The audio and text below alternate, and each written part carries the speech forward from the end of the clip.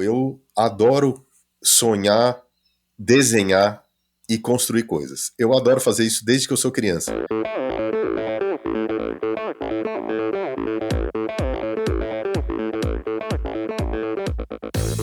Olá pessoal, aqui quem fala é Renata Falzoni. Olá, eu sou Tim Don. Eu sou Jaque Mourão. Olá, eu sou João Paulo Diniz. Eu sou Adriana Silva. Oi, eu sou Mauro Ribeiro. E esse é o Endorfina Podcast.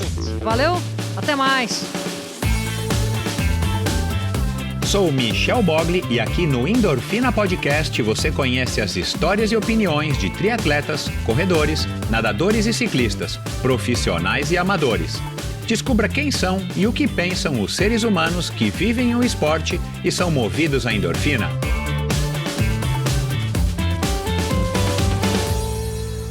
Olá, seja bem-vindo a mais um episódio do Endorfina Podcast. Esse e todos os episódios são editados pela produtora Pulsante. Siga @produtora Pulsante no Instagram. Bom, esse é o último, chegamos ao último episódio já do mês de janeiro e faz poucos dias um ouvinte me escreveu e aqui eu já digo, né, eu adoro interagir e conversar com os ouvintes que me procuram sabem disso. Um ouvinte me escreveu para elogiar aí a sequência de convidadas desde do final do ano passado. E aí eu fui dar uma olhadinha aqui, de fato, se a gente for contar dia 11 de novembro, que foi ao ar o episódio especial com a Janaína Porto Alegre, uma nutricionista, triatleta, maratonista lá de Porto Alegre, e o Hélio de Souza, treinador do Henrique Avancini, eu já publiquei aqui 7 episódios na sequência com mulheres sensacionais. Então, já que, como já falei aqui, a Janaína, né, que é uma triatleta amadora e uma nutricionista e super legal, foi ao ar nesse episódio especial com o Hélio, treinador do Henrique, mas aí depois foram 2, nesse período todo, né, até agora, até esse episódio de hoje, que é um homem aí super bacana, foram 2 para-atletas olímpicas, e isso foi tudo coincidência, tá, pessoal? 2 para-atletas olímpicas, uma psicóloga com 2 Olimpíadas, a Carla de Pierro, para encerrar o ano de 2021.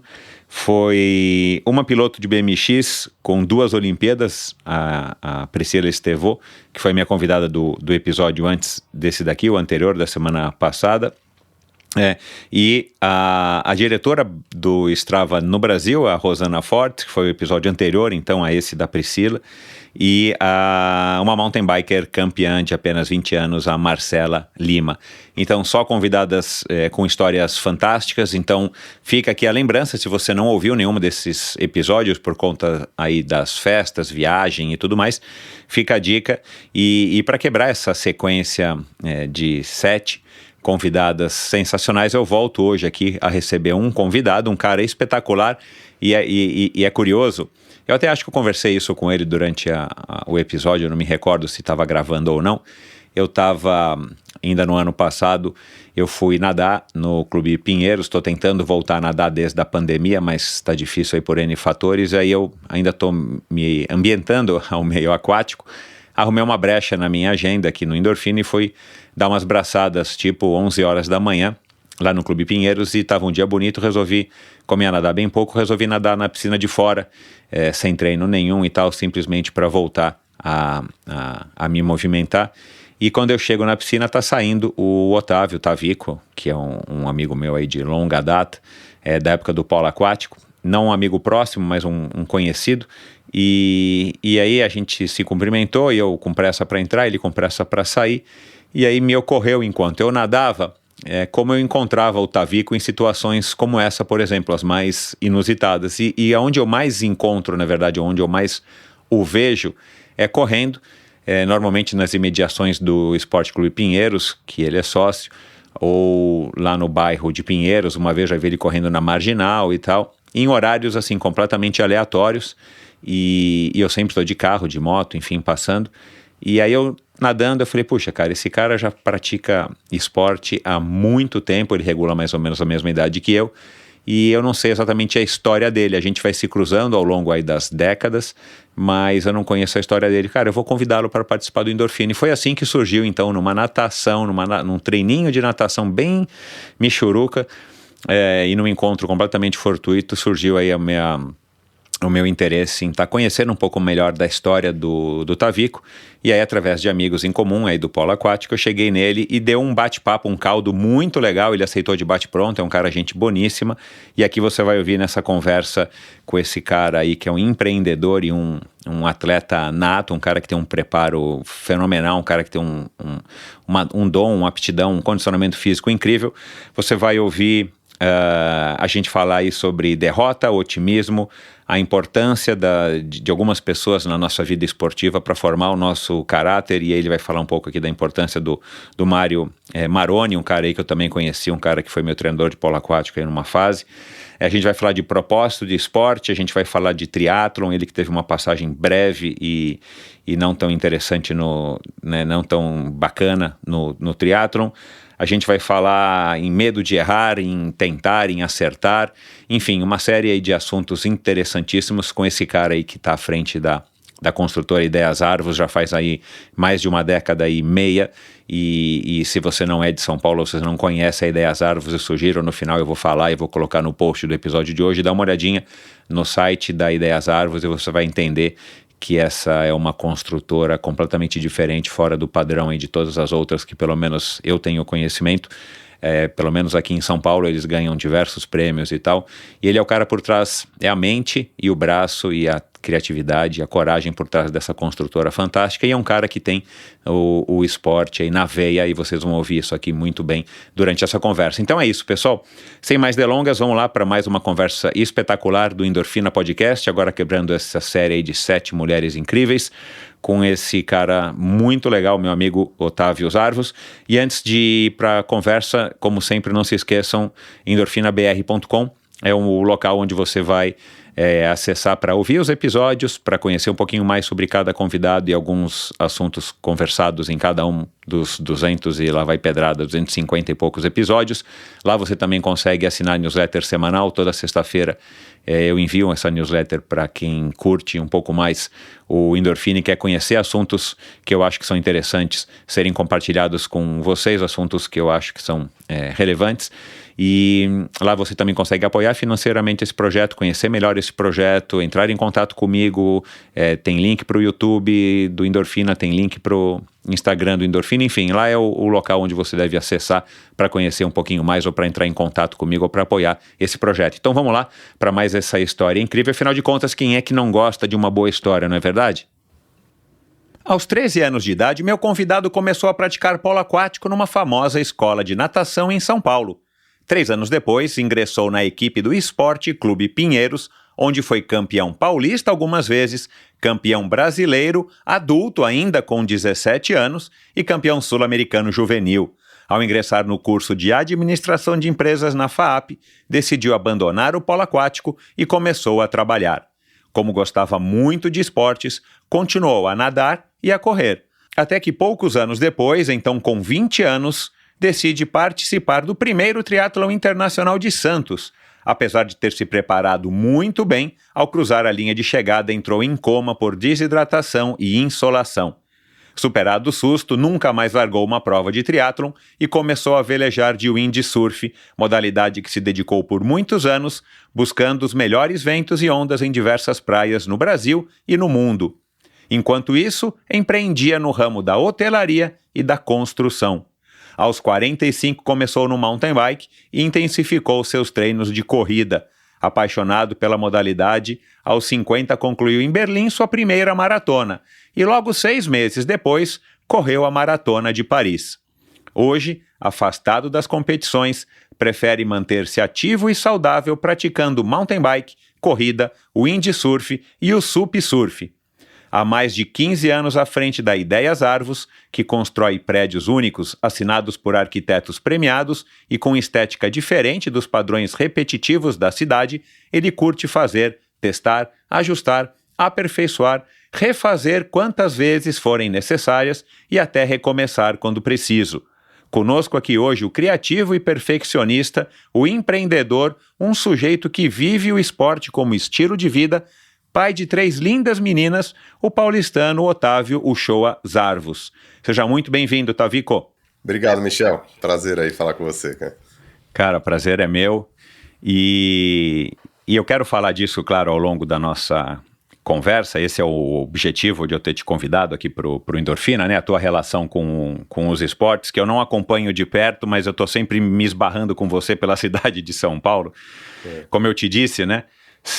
Não é sempre, mas assim, eu te vejo com bastante frequência correndo para aquela região do Pinheiros ou de Pinheiros, enfim.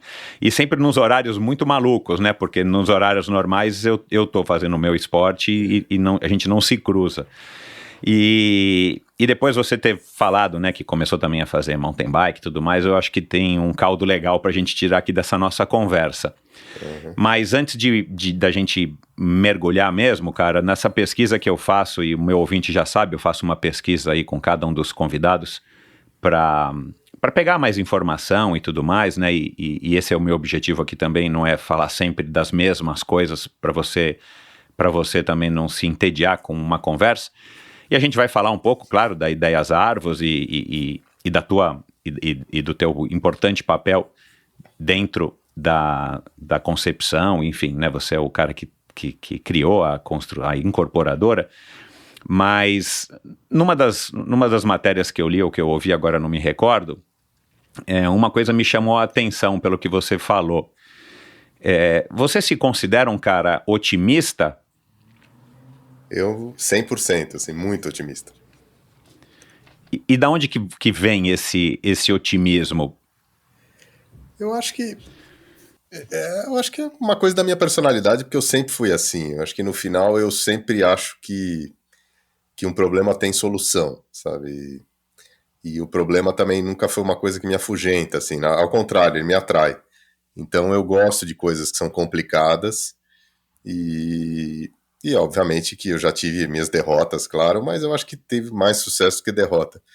E mesmo quando a derrota vem também, eu acho que é uma coisa que eu encaro como um aprendizado, sabe? E o que me põe num ciclo sempre otimista, porque eu quero sempre ficar tentando. E se eu não consigo, eu considero que eu subi um degrauzinho por tentar. Então, em geral, sim, eu tenho uma visão otimista da minha vida e também da vida das pessoas, e eu sou uma pessoa que acredita muito nos outros também, sabe? Eu sempre...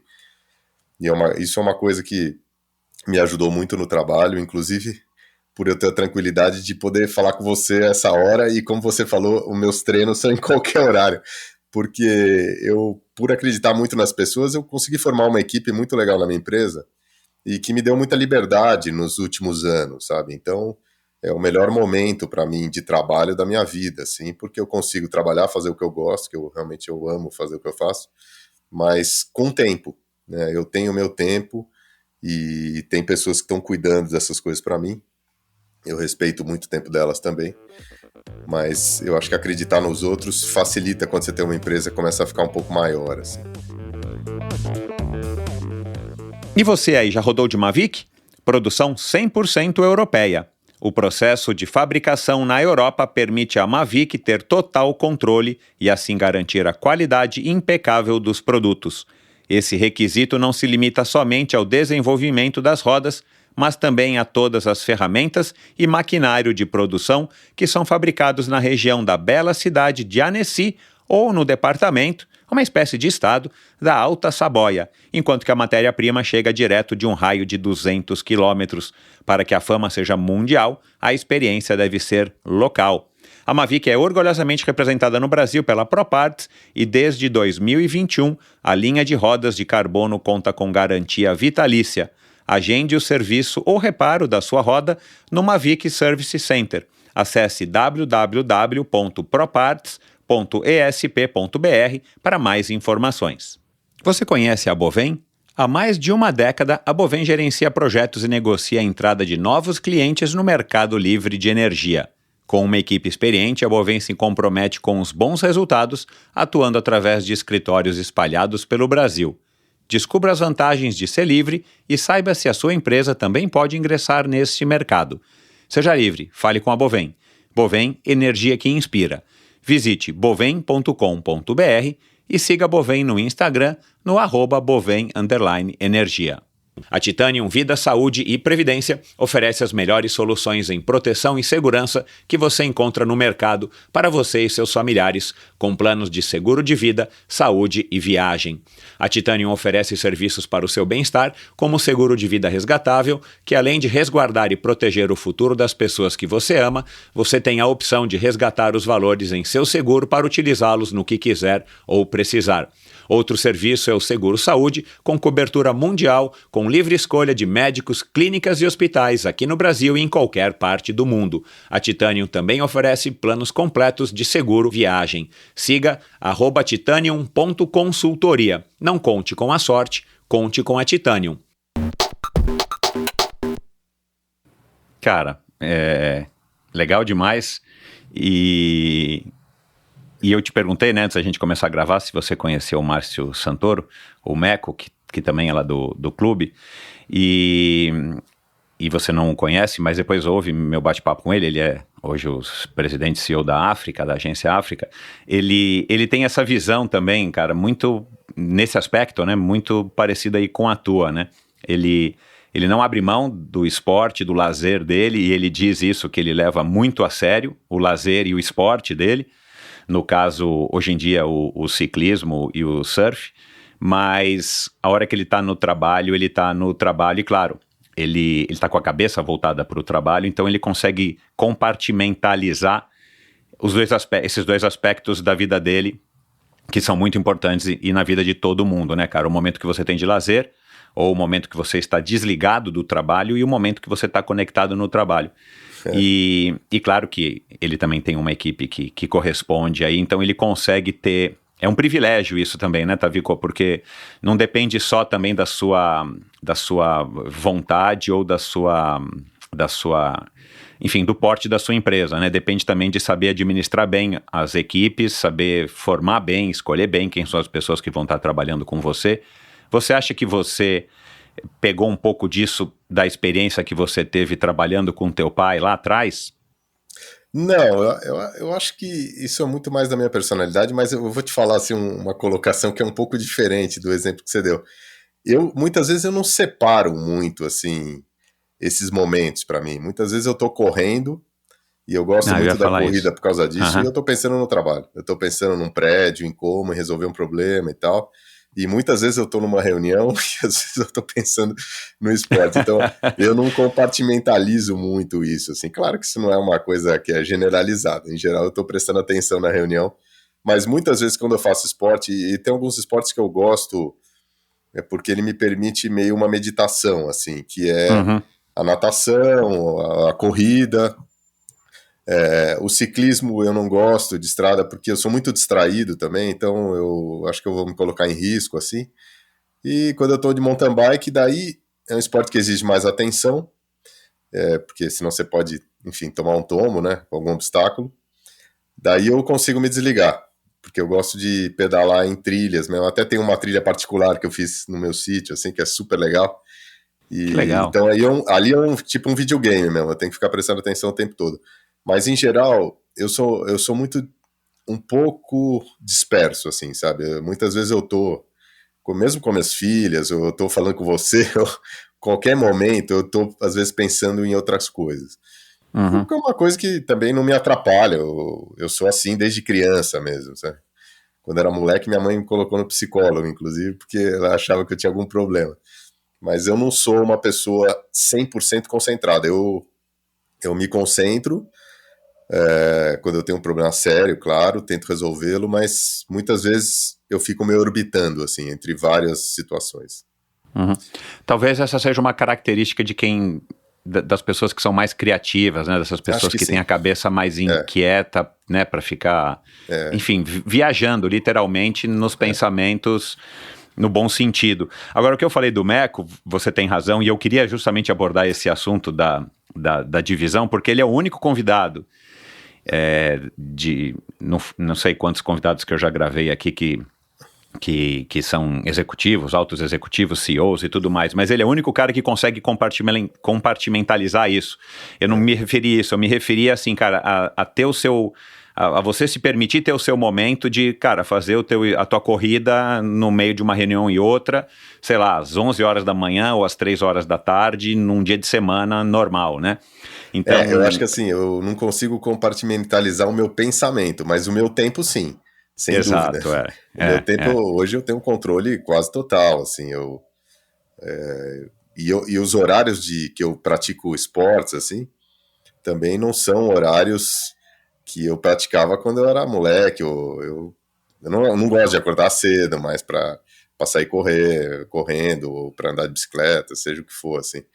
Então eu faço no meio do dia, de tarde, ainda mais agora com esse novo, vamos dizer, modo de trabalhar que envolve muita reunião remota e você não precisa ficar tanto saindo. Eu nunca fui muito sair da empresa também.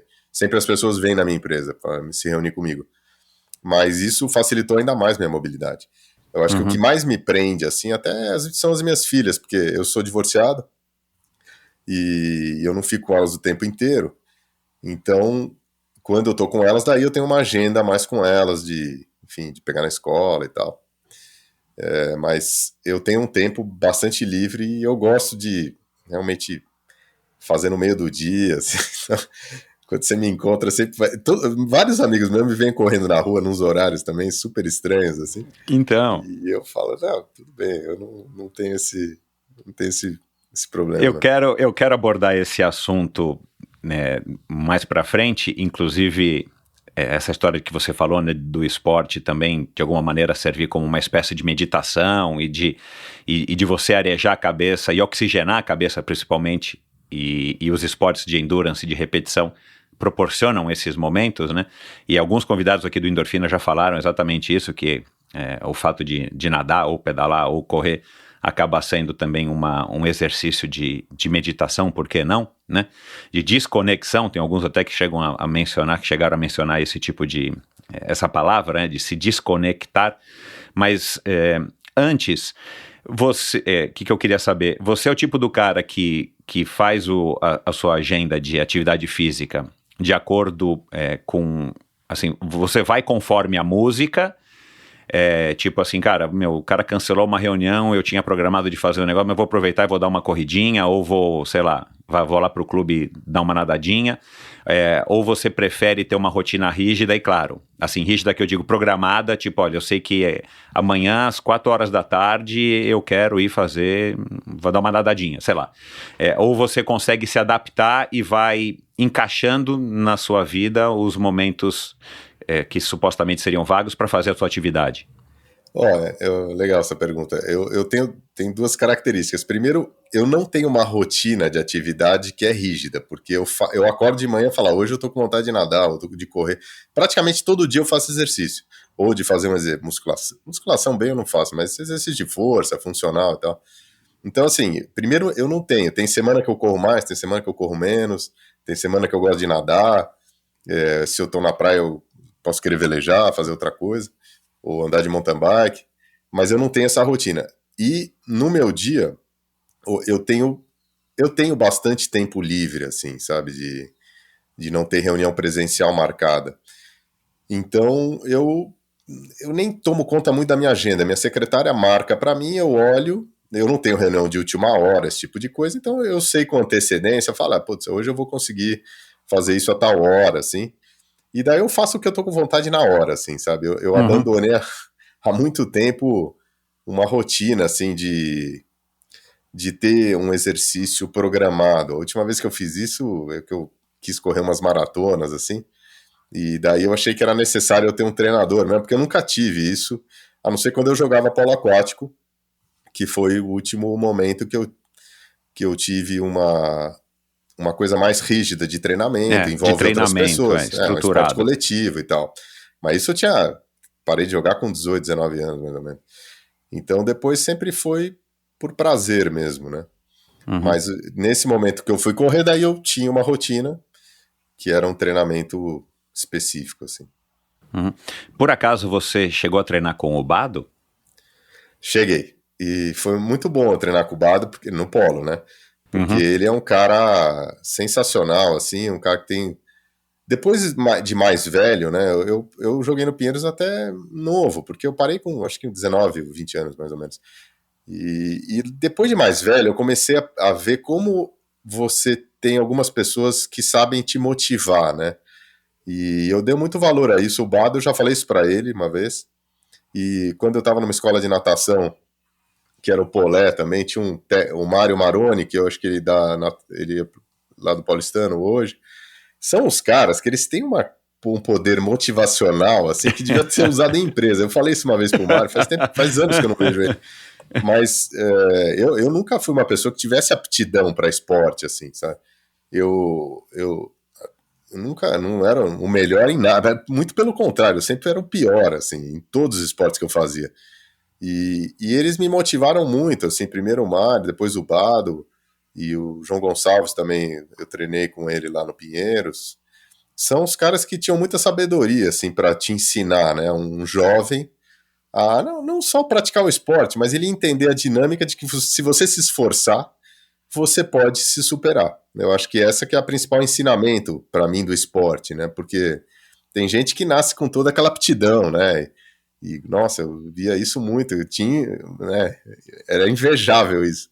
O meu irmão mesmo é assim, que se você conhece, não sei se você conhece o Binho. Sim, sim. Ele tinha uma aptidão absurda, assim, pô, ele fazia tudo naturalmente, né? E quando eu tinha 16 anos de idade, mais ou menos, que eu tava louco pra, enfim, tá na seleção brasileira de polo e tal, eu treinava de madrugada, na hora do almoço e à noite, muitas vezes, para conseguir estar no nível que eu gostaria e que me deixasse competitivo dentro dessas competições, assim, mais que eu sempre jogava no time adulto, eu era o mais novo e tal, então, para mim, foi sempre uma dinâmica, assim, de superação o esporte, porque eu não nasci com o dom. O único dom que eu tenho é que eu tenho muita resistência e resiliência, então isso eu tenho mesmo.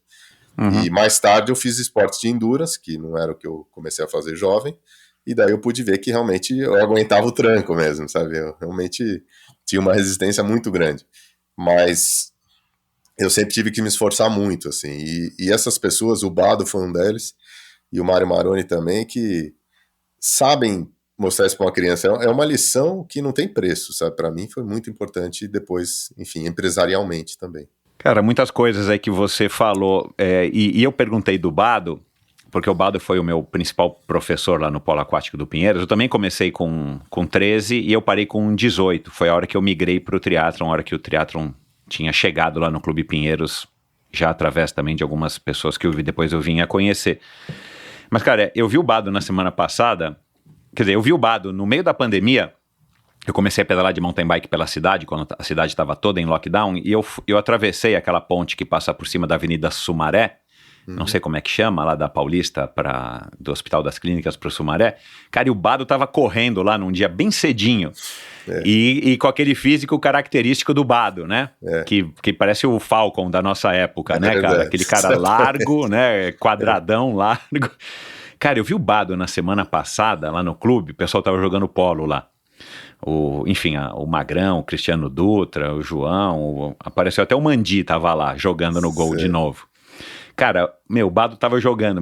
Você já viu o Bado hoje em dia? Eu vi ele na academia outro dia, ele tá ótimo. Ótimo. Bizarro, cara. Aquele cara que... todos aqueles milhares de abdominais que ele fazia ali naquela toalhinha ali em volta da piscina siberiana, cara, não destruíram ele. Não, e ele, tá cara, ótimo. Esse cara é resiliente, assim, cara. Esse cara tem um biotipo... Tem, claro, uma genética absurda, mas ele sempre foi uma pessoa muito dedicada, assim. Dedicada, regrada, disciplinado, né? É impressionante. Mas, cara, eu juro, eu fiquei contente, falei pra ele, cara, Bado, se eu aí o Eliseu me falou qual que é a idade dele, cara, acho que 60 e lá vai alto, bem alto, eu não me recordo agora. Mas, cara, eu fiquei impressionado, cara. E eu não sei se você soube dessa história, eu não sabia que você tinha começado com o Mário Maroni lá na Polé, mas...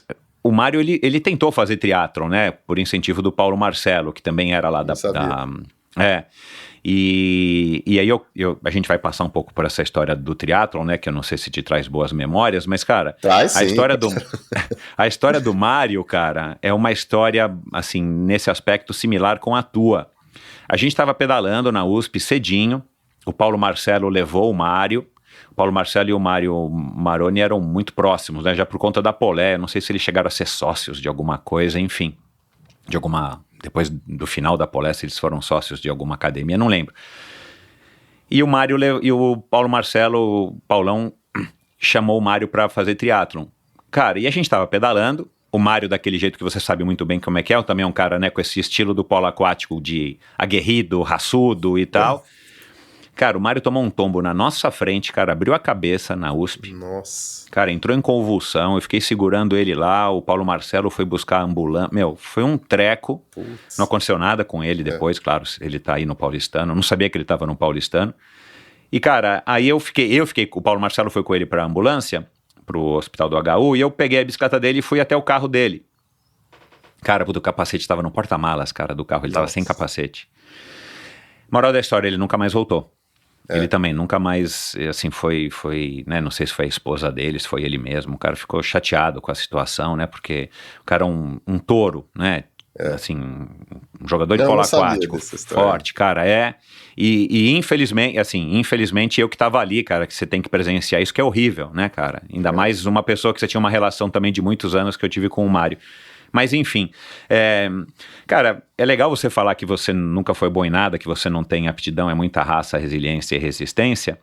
E você disse também em algum lugar, eu vi, ou você que me escreveu, que você tinha uma saúde frágil e aí que você foi fazer polo aquático, ou foi natação na Polé, que eu imagino que seja a Polé da Cidade Jardim, né? Exatamente. E lá que você conheceu o polo aquático. Aliás, faz também uns 3 anos que eu encontrei o Paulinho, cara, Carotini.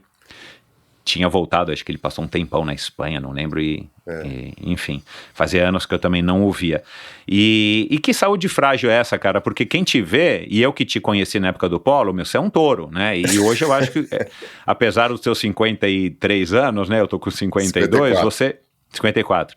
Você, porra, pra mim você tem um físico de jogador de polo aquático, né, cara? Assim, que saúde frágil era essa que depois você se tornou um touro? Bom, primeiro fisicamente eu era bem magrinho, assim, fraquinho, sempre era o mais fraquinho.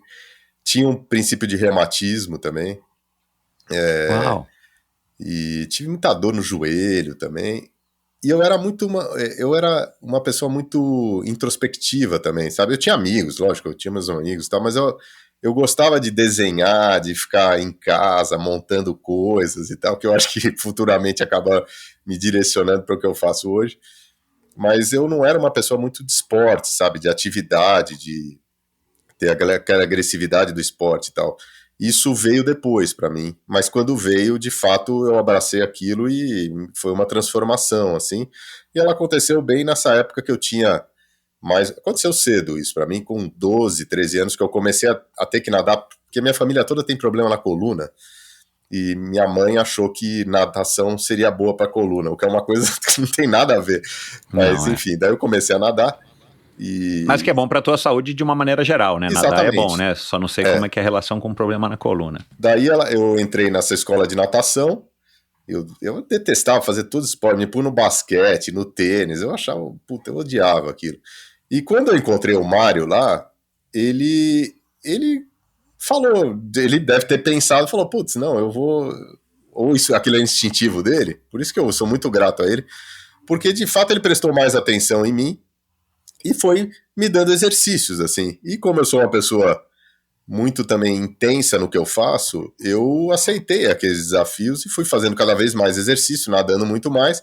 Em um ano, eu passava minhas férias nadando também e tal, em um ano eu já nadava mais do que todo mundo lá.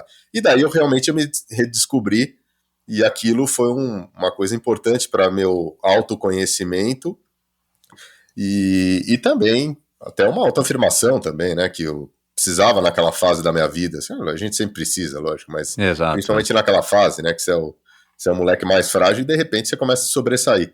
E daí, de fato, eu vi que aquilo, aquela lógica de se esforçar e ter a recompensa funcionava. Eu descobri isso muito cedo e, de fato, daí eu me esforçava muito, porque para mim esse esforço não tem limite. Realmente, quando eu jogava polo, eu chegava a nadar quase... Tinha dia que eu nadava 8 quilômetros, assim, eu nadava muito mais do que todo mundo, assim. Então começou a ser um negócio que, assim, eu comecei a me sobressair, e aquilo para mim foi o sonho, né? Tanto que eu fiquei absolutamente louco com o polo aquático dos 13 até os 18, 19. Eu conquistei uma série de títulos e tal, e daí eu comecei, quando eu já estava com essa idade, 19 mais ou menos, eu tive uma decepção assim, no polo aquático, porque eu fui convocado para jogar um campeonato mundial, e eu tive um problema no tecido da perna, uma infecção generalizada, assim, que é muito raro dar em jovem, dá muito em velho isso.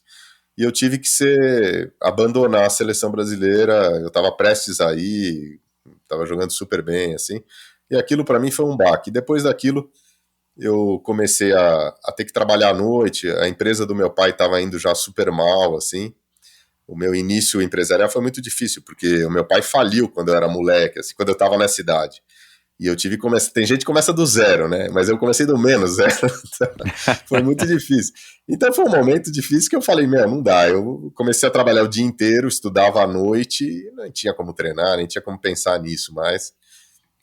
Mas tudo bem, eu acho que foi uma coisa legal, porque eu vivi intensamente aquele período de competição, que é um período onde eu acho que é mais democrático, porque todo mundo pode competir quando criança. Quando mais velho, não. Só pode competir, na verdade, quem tem recursos financeiros. É muito difícil.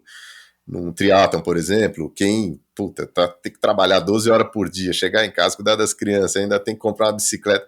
Não é uma coisa democrática. Eu acho que é um esporte sensacional, mas eu acho que a fase de criança e jovem é onde todo mundo pode competir no esporte.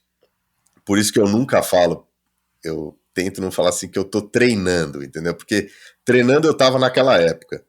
Eu considerava aquilo um treino. Hoje pra mim não, eu tô me divertindo. Por mais que eu vá competir, é uma outra fase. Eu acho que eu, como mais velho, assim, eu tenho muito mais condições se eu quiser competir em qualquer esporte, financeiramente, pelo tempo que eu tenho disponível pra mim, que as duas coisas estão ligadas às vezes. É injusto, muitas vezes, eu competir com determinadas pessoas que eu via que tem um emprego, o cara tem que entrar às 8, sair às 8 da noite, chegar em casa, ainda correr de noite. Quer dizer, eu acho uma competição injusta. Então, nessa época, eu me dediquei muito quando era criança. Eu só queria saber disso. Criança e jovem, né? E daí, depois, eu comecei a praticar esportes não coletivos mais, e daí, enfim, com mais liberdade, mas sempre pratiquei esporte. Eu só me considero um pouco viciado em esporte, assim, se eu não praticar esporte num dia, aquilo eu já começa a me sentir mal, assim. Cara, tem muita gente assim, cara, eu também sou um desses.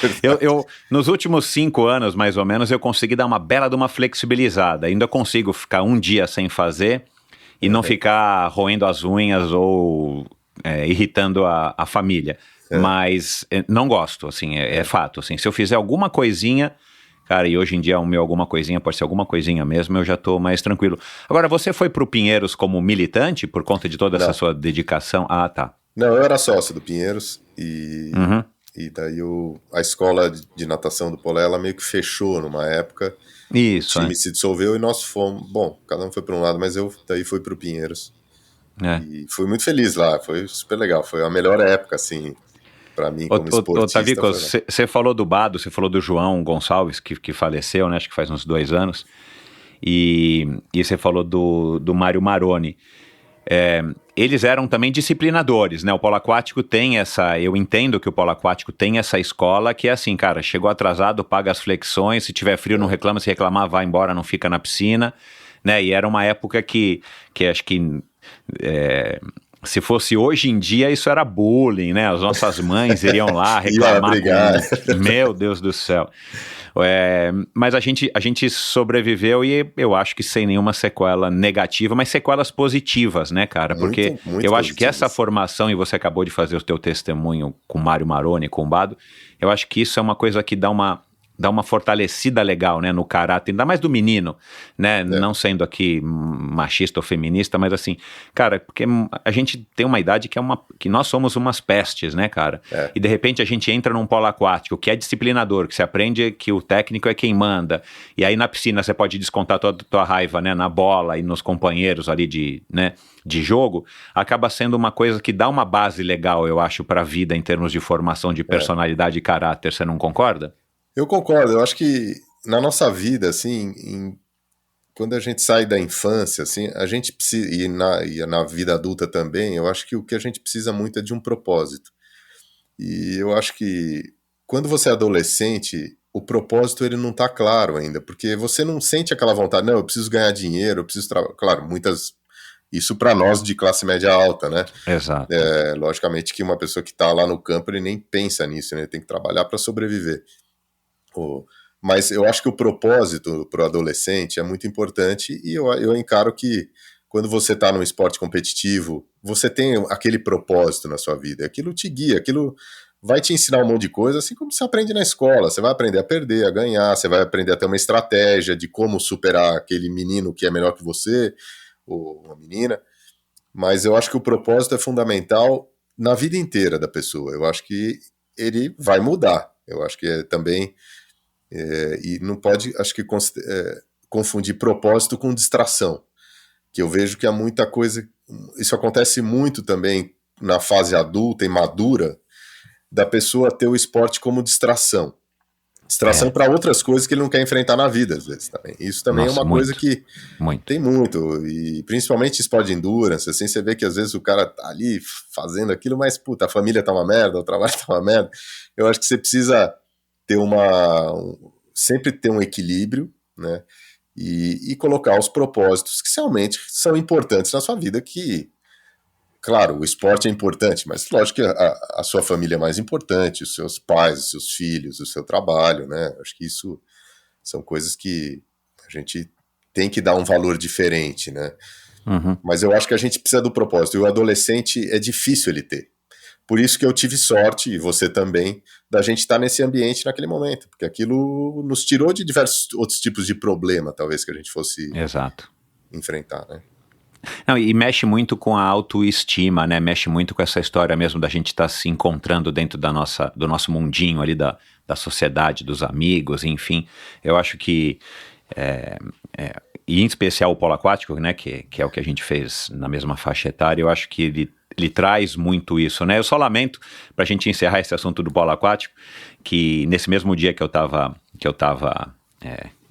fui nadar e o pessoal tava jogando polo, tava tendo treino lá das meninas, tem uma equipe grande no Pinheiros, junto com os meninos, que também eu nunca tinha visto, menina jogando com menino e tal, e pena que o polo aquático é um esporte que parece que ele tá do mesmo jeito quando a gente saiu, né, não sei, cara, eu tenho essa impressão, são sempre os filhos, a minha filha mais velha, que tem 22, ela jogou polo aquático, ela começou na piscina lá de fora com 13, foi convidada, quando viram ela é muito alta, mas jogou por 6 meses, estava no Santo Américo também, e o Santo Américo puxado, ela falou, pai, não dá, eu vou estudar, eu vou jogar polo aquático, porque o polo aquático me cansa. Que ela tem esse propósito, né, Michel? Exato, mas é uma pena, cara, porque são só o filho do Eric, o filho do não sei quem, o filho do Betão, né, não sei se você sabe, é um super jogador, sei. A filha do Chapini, a mega campeã, e aí vai. Então é uma pena, cara, porque eu acho que é um esporte que, não sei, cara, assim, eu acho que é um esporte que todo mundo, né, claro, a gente está falando aqui de uma nata da nata, mas todo mundo deveria ter a possibilidade de participar, porque eu acho que ele tem uma filosofia muito bacana, talvez bem diferente de artes marciais, por exemplo, né, que é uma coisa mais filosófica e tal, mas essa brutalidade, essa cultura do polo aquático, eu acho que elas são importantes para muita coisa na nossa vida, pelo menos os meus amigos do polo aquático, eu acho que tem todos essa mesma impressão. Cara, e de onde que veio depois essa vontade, né? O teu pai, né? Você ajudando lá, tentando ajudar teu pai a evitar a falência que acabou acontecendo da construtora do teu pai, que era uma construtora completamente diferente da Ideias Arvos, né? Era voltada aí para habitações populares. E da onde que surge, então, aí depois essa vontade de você falar, cara, eu já nado, já corro, né? Porque a gente sai do polo aquático com um condicionamento físico bacana, né? Sim. Eu vou começar a pedalar e vou experimentar aqui um triatlon. Eu acho que assim, eu tava numa fase realmente bem conturbada na minha vida, porque a empresa do meu pai faliu, eu era muito moleque ainda, e teve uma briga na minha família também, ninguém falava com Eita, ninguém, nós. com a minha mãe, com meu pai, eles se separaram. Então foi uma fase muito difícil assim da minha vida. Eu acho que nesse momento esse propósito e essa talvez a necessidade de me distrair foram importantes também para eu falar, putz, eu quero preciso fazer alguma coisa, sabe, para dar uma liberada na minha cabeça, que estava muito difícil, assim. E nesse momento, daí eu já nadava, eu nadava bem, eu gostava de correr, e alguns amigos, e eu fazia aquilo intensamente, daí eu comecei primeiro a nadar e correr, assim, muito, assim. E daí um amigo falou pra mim, que eu até encontrei ele outro dia, que é o Roberval, muito cara sensacional, e ele falou, pô, por que você não vai? Ele é da Harmonia, daí ele era triatleta e tal, deve ser ainda.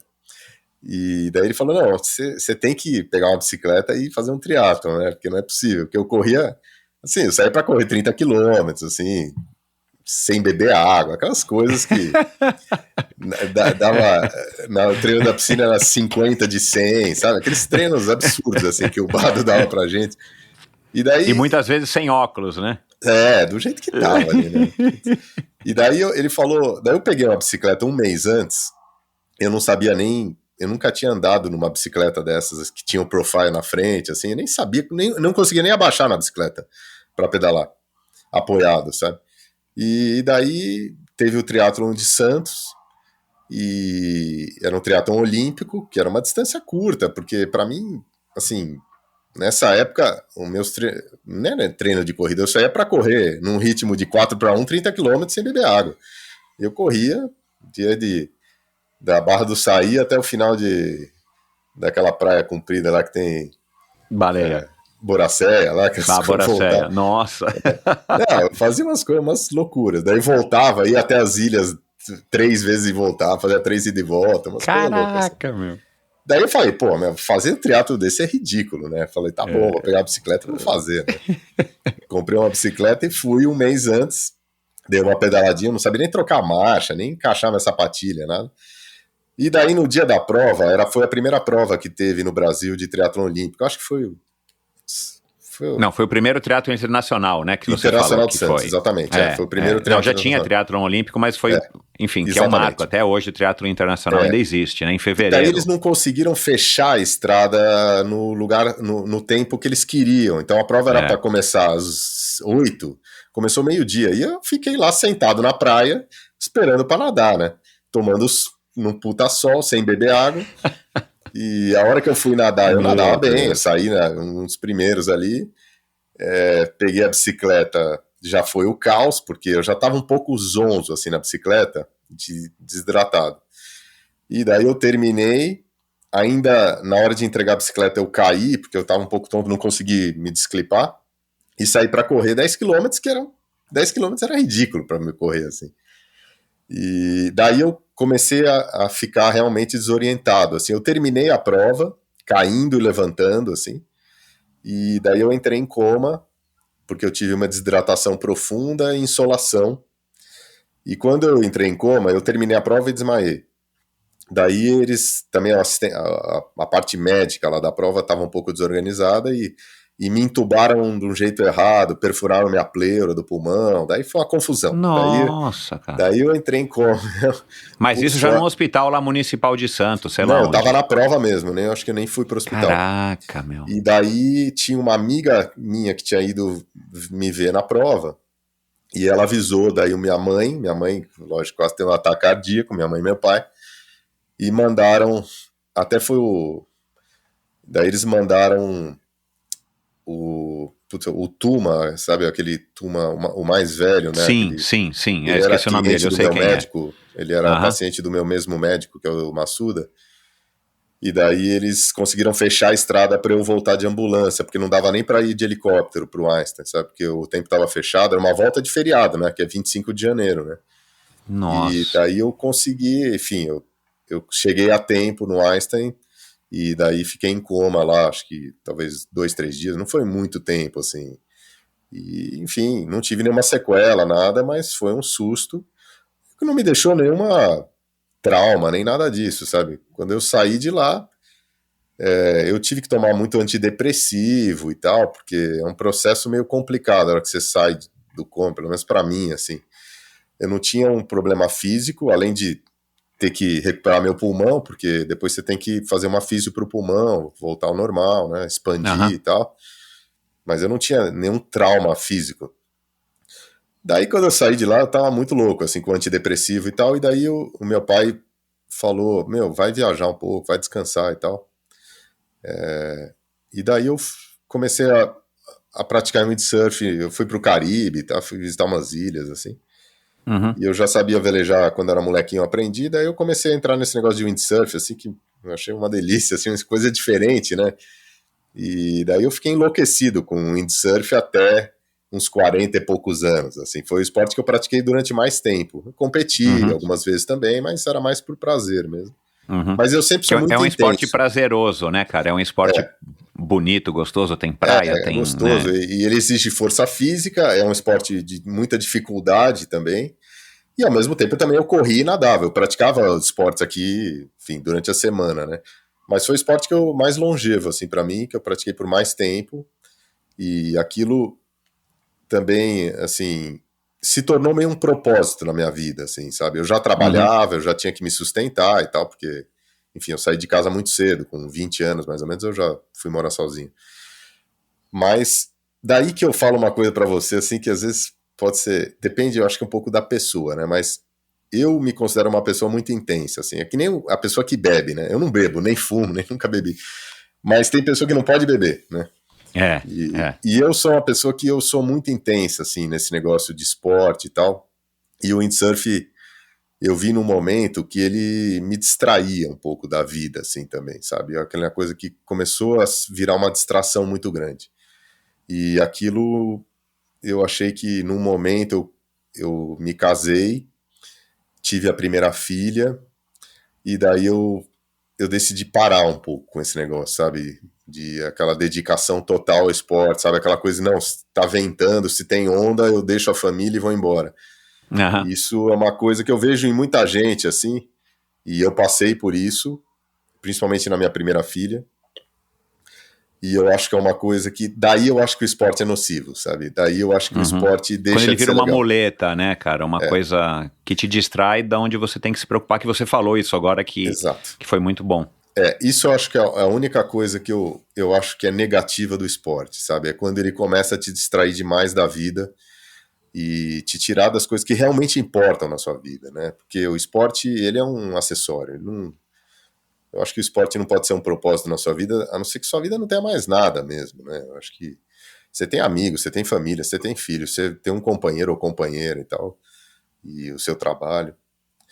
Então, daí eu dei um passo para trás e comecei a minha empresa que eu tenho hoje, que é a Ideias Árvores, e que eu comecei nesse momento, assim, sabe? Que daí eu sou muito intenso e com a empresa eu fui assim também, e daí eu tinha 30 anos, não, um pouco mais, uns 35 anos mais ou menos. Essa fase do esporte, para mim, de fanático, durou muito tempo. Durou até essa fase aí, 35, 36, sabe? Só queria saber disso. Já estava casado, já tinha uma filha, só queria saber disso. Você não assim, você não quis voltar a experimentar o triatlon eu imagino que depois que você saiu do coma e, enfim, né, se recuperou, fisioterapia, você deve ter feito N exames, talvez, para descobrir o que fez, né, para você chegar nessa conclusão, que foi uma desidratação severa, uma insolação. Você não quis, tipo, falar assim, não, cara, agora eu vou voltar lá e vou fazer esse negócio. Eu não quis, mas não por trauma, assim, porque naquele momento eu falei, eu não via muito sentido nisso, sabe? Eu não queria ficar também treinando horas e tal, e eu sou meio radical, assim, nas minhas escolhas, sabe? Daí eu falei, agora eu gostei desse negócio de windsurf, então eu vou me dedicar a isso. E claro que eu corria como um complemento e tal, mas eu não tive essa vontade, e mesmo a vontade de competir, assim, pra mim, ela não era muito importante, sabe, pra mim. Desde que eu parei de jogar polo, na verdade, eu não tenho muito essa vontade da competição no esporte. Eu tenho uma competição da necessidade, né, de estar competindo enfim. Tem gente que tem. Eu, na empresa, eu sinto que eu tenho uma competição diária ali, com concorrentes e tal. mas no esporte não. Eu só voltei a competir no esporte mesmo. Claro, eu fiz algumas competições de windsurf e tal, mas eu só voltei a competir quando eu tava meio me divorciando, assim, daí eu também, foi um momento da minha vida que eu queria ter uma distração, assim, sabe? E daí eu dei uma intensificada nos meus treinos de corrida e fiz 2 maratonas com 50 anos, em 6 meses eu fiz 2, assim, bem do jeito que eu sou, assim, sabe? Super, peguei um treinador online, ele me deu, foi ótimo, e comecei eu fiquei meio viciado mesmo naquela corrida de melhorar o seu tempo e tal, e fiz a maratona de Berlim, depois a de Paris, em 6 meses, e daí eu parei também, falei, achei também que era uma coisa que me desgastava, não fisicamente, sabe, mas é acordar de manhã se preocupar um pouco com o tempo que você vai correr no seu treino. Eu falei, puta, mas se eu tenho que correr... Gera um estresse, não tem como. Eu falei, puta, mas será que isso aqui é o que eu quero também? Daí eu parei, daí eu corro só por prazer mesmo. Bom, cara, você se formou em administração, né, e você trabalha numa incorporadora. É claro que você tem que administrar o teu negócio, mas é de se esperar que você tivesse se formado em arquitetura, né, ou, sei lá, talvez até engenharia. Mas, e aí eu também li ou ouvi que você não planejou, né, enfim, você não fez, né, esse negócio que a gente vê muito hoje, né, vamos fazer um business plan, vamos ver como é que eu vou fazer, vou montar aqui uma incorporadora. Não sei se você arrumou o teu sócio desde o começo e tudo mais, que você começou, claro, eu acho que você deve ter carregado uma carga legal de vivência e de influência do teu pai, por conta da construtora que ele tinha, e você disse em algum momento assim, cara, eu quero, quer ver que eu anotei aqui, eu quero... mas eu não tô achando. Eu quero, assim, eu vou ajudar as pessoas a morarem melhor, alguma coisa assim, você falou, eu vou começar a construir. Cara, não é uma coisa, né, é um pouco diferente, né, de você fazer uma coisa, vou construir. Claro, você veio dessa experiência com teu pai e tudo mais.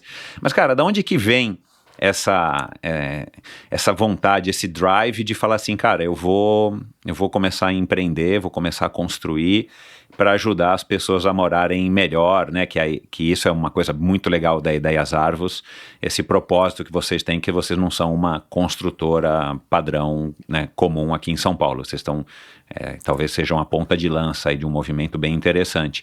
Conta um pouquinho aí como é que foi essa decisão de fazer administração e de repente, cara, vamos montar uma construtora, uma incorporadora e eu vou ajudar as pessoas a morarem melhor. Ou trabalhar, então, eu acho que melhor. Tem várias pontas aí que tem que ser ligadas. Primeiro, assim, eu sempre fui uma pessoa que eu tenho um espírito empreendedor, assim, de se arriscar. E como eu te falei no começo, eu sou otimista. Então, quando você é otimista, você meio que se projeta para coisas que outras pessoas não vão. Tipo, construir um prédio, por exemplo, que é um negócio que é super complicado, né? Se você hoje... Inocentemente eu comecei a fazer prédios sozinho, assim, com o meu irmão, quando a gente era sócio naquele tempo, a gente tinha 20 e poucos anos, né? Se eu penso isso hoje, eu falo, eu sou um louco, né? A quantidade de problemas, de responsabilidades, de coisas erradas que podem acontecer são inúmeras, né? Coisas que em cada 100 pessoas que vão fazer isso, 99 desaparecem, porque o cara vai ter uma ação e o prédio dá um problema, enfim. Então eu continuo sendo otimista, e gosto do risco, não me apavoro, e ao mesmo tempo eu adoro sonhar, desenhar e construir coisas. Eu adoro fazer isso desde que eu sou criança. E eu gosto de montar as coisas, sabe? De imaginar como é que elas são. Eu sempre gostei de desenhar, eu desenho muito bem. E então isso para mim foi um facilitador também, porque eu queria materializar um pouco as coisas que eu sonhava e que eu gosto, e construir uns espaços, assim. Claro, eu estava nessa atividade com meu pai, mas ela me influenciou pouco, assim, porque meu pai fazia casa popular, eram todas iguais, e aquilo é uma coisa meio repetitiva, assim. É no atacado, né? Não era... Construir no atacado. Tem muita conexão com o que eu faço hoje. Hoje, realmente... Mas esse meu lado criativo e de querer criar coisas diferentes, espaços diferentes, sensações que você vai ter naquele lugar, é o que me diferenciou mais.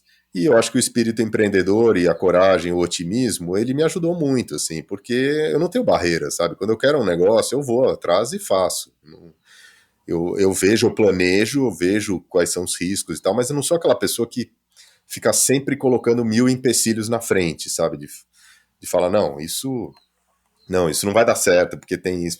Eu sempre penso no que vai dar certo, né? Eu falo isso. Uhum. Tem claro, vamos tomar alguns cuidados, mas em geral eu sou bastante audacioso, assim. Como eu fui também para os esportes e, enfim, para tudo que eu fiz na vida. Então, aconteceu isso naturalmente. Ao mesmo tempo, eu estava sozinho nessa época, com o meu irmão, a gente não tinha capital, não tínhamos dinheiro, e a gente tinha que sobreviver também. Então, também, assim, eu vendi tudo que eu tinha, que era eu tinha 2 apartamentinhos, eu morava em um e alugava o outro, que era o que meu pai conseguiu dar para cada filho, assim, antes de falir. Eu vendi tudo que eu tinha, que é uma loucura, se for pensar, né? E dei entrada num primeiro terreno que eu comprei, fiz um condomínio com amigos e tal, e aquilo começou, e aí foi, entendeu? Foi uma história feliz, assim, mas sempre de arriscar bastante, eu sempre pus tudo na mesa ali, entendeu? Não é que vou guardar um pouquinho, eu nunca tive isso.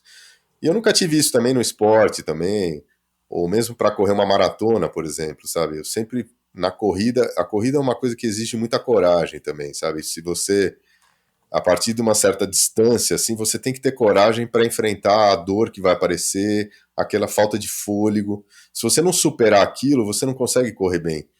E uma vez eu li um livro de um corredor sobre isso, eu achei muito bonito, assim, o que ele falou, porque como os corredores têm que ser audaciosos e corajosos, assim, porque na primeira momento da corrida, ela é muito dura, assim, né? Ela é muito difícil, né? Você vencer aquele primeiro momento, assim. E chega um momento que se você consegue ultrapassar, você se torna, de fato, um corredor melhor, assim, né? Eu, claro, fiz isso como amador, mas eu sempre tive essa audácia, assim, sabe, de desafiar um pouco e ir mais do que o limite. Às vezes não deu certo como o negócio do triatlon, por exemplo, mas eu acho que ali foi mais uma falta de planejamento, assim. Mas isso não me assusta, sabe? Eu depois que eu saí do coma do triatlon, eu também tenho essa característica, eu não fico traumatizado, assim. Zero. Putz, eu esqueço meio o que aconteceu. Andando de mountain bike, por exemplo, eu já tive inúmeros acidentes. No meu último acidente, que faz uns 2 anos, por exemplo, eu quebrei 9 costelas, 2 vértebras, a clavícula. Nossa, meu. Depois de... Eu fui para o hospital, lógico, ainda perfurou meu pulmão, tive um puta problema o pulmão cheio de sangue, saiu 2 litros do meu pulmão. Fiquei internado 10 dias, descansei 15 dias e fui para o Havaí com a minha filha para pegar onda com ela, porque ela queria viajar. Estava todo quebrado, não conseguia nem subir na prancha direito. Mas eu não tenho zero trauma, sabe? Eu já me quebrei na mountain bike N mil vezes, assim, quebrei a clavícula dos 2 lados, o ombro, a mão, mas eu nem lembro desses tombos, sabe? E hoje, claro, eu me preservo para, enfim, porque eu acho mais chato a recuperação dessas coisas. Exato. E claro, não tá aqui presente para minhas filhas, né? Eu não quero morrer. Mas eu não tenho traumas, assim, como eu não tenho trauma nos negócios também. Claro que eu fiz inúmeras coisas que deram errado, problema, aquelas puta coisa que você passa a noite sem dormir. Mas depois que aquilo passa, dá uma limpada na minha cabeça. Então eu não fico com esses fantasmas me puxando para baixo na vida, sabe? E eu acho que isso é uma vantagem também, para que a gente possa sempre estar inovando, né? Porque eu acho que você para um pouco de criar e de inovar e de tentar coisas diferentes quando você começa a se apegar muito nos seus problemas passados, né? Principalmente nas suas derrotas, que, claro, elas fazem parte da vida de qualquer pessoa. Mas a hora que aquilo começa sempre a te lembrar, a derrota, a dor e tal, eu acho que você começa a virar uma pessoa que você deixa de evoluir, eu acho, de tentar coisas diferentes e novas, que a gente tem que fazer isso mesmo mais velho, né? A gente tem que fazer isso até morrer, na minha opinião, né? Isso vale para começar um esporte novo, mas para começar um relacionamento com uma pessoa, ou para começar um novo negócio, ou para mudar um negócio que você estava fazendo que não está dando certo, né? E então eu acho que essa mistura do esporte com o trabalho, com a sua vida, eu acho que o esporte, o mais legal que ele tem não é te dar uma boa saúde, sabe? Isso, claro, vai vir também. Mas eu acho que principalmente é se você entender a filosofia disso, sabe? Tentar entender o que aquilo pode mudar na sua vida, aprender as suas derrotas, aprender a se superar, aprender a se planejar, a ter estratégia, né? Eu acho que isso que é a lição do esporte para mim, assim. O esporte é uma grande metáfora, né, cara, para a vida. Eu acho que essa é uma das coisas bem legais, cara, do esporte. O fato dele, enfim, dele acabar sendo um catalisador para muitas coisas que a gente vive na vida ou vai viver na vida, e de repente o esporte já te proporcionou isso e inclusive, aliás, eu achei aqui o que, acho que você disse isso numa entrevista que eu achei num site da FAP, ou da revista da FAP, que você falou assim, eu quero fazer um prédio que me atenda, né, cara, assim, eu achei interessante foi você mesmo que disse isso? Foi. Não foi interpretação do jornalista, então, assim, tipo, o cara fala, não, eu quero fazer um prédio, pô, não tô achando um lugar legal pra morar, não tô contente de onde eu moro, vou fazer um prédio que me atenda. Precisa ter coragem, né, cara, ousadia, ainda mais jovem, né, cara, assim, você verdade, ter essa... né? Realmente. Uma coisa é se fato, você tivesse herdado a empresa do teu pai, já tivesse construindo há 45 anos as árvores e de repente fala, não, agora vamos começar a mudar o foco, vamos fazer um prédio que me atenda de fato. Mas você começar isso do zero, né, cara? É verdade, mas eu sou assim mesmo, e eu gosto de fazer as coisas do jeito que eu quero também, sabe? Eu não sou uma pessoa que eu sigo muito o que os outros estão fazendo, assim, mesmo na minha atividade. Raramente eu vou ver um outro projeto e tal. Eu sempre tenho um pensamento mais interno meu mesmo, de imaginar situações muito mais do que ver concorrentes ou ver projetos fora do Brasil, o que está acontecendo e tal. Muita gente imagina que eu fico o dia inteiro olhando então, revistas. eu ia perguntar isso. Falei, você passa férias em lugares assim, tipo, na Suécia, na Finlândia, que a gente sabe que tem um design aprimorado e tal, não. É tudo da cabeça.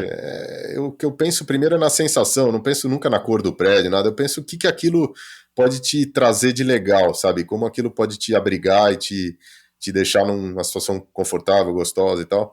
Muito mais do que a forma dele mesmo, porque a forma os arquitetos trazem para nós, né? Nunca meu pensamento começa com a cor do prédio, como é a altura dele, mas mais como você vai se sentir lá dentro. Legal. Mas eu gosto, inclusive agora eu tô construindo um barco também, que eu nunca achei. Uau! Eu queria comprar um barco e não tenho o barco do jeito que eu quero aqui, sabe? Então eu falei, putz, eu contratei um projetista na Itália e mais um engenheiro aqui naval e tal, e tô construindo um barco do jeito que eu quero, porque simplesmente ele não existe aqui para eu comprar, então... Ou seja, porra, que legal, cara. É a vela, a motor? O que você pode falar dele? Eu adoro o mar, assim, só que eu não sou um super marinheiro, né? Então, eu tô construindo eu tenho um barco inflável super legal, assim, de 32 pés, que eu uso para passear com minhas filhas, às vezes eu vou pegar uma ondinha lá em Guaicá e tal, que eu tenho casa na Ilhabela.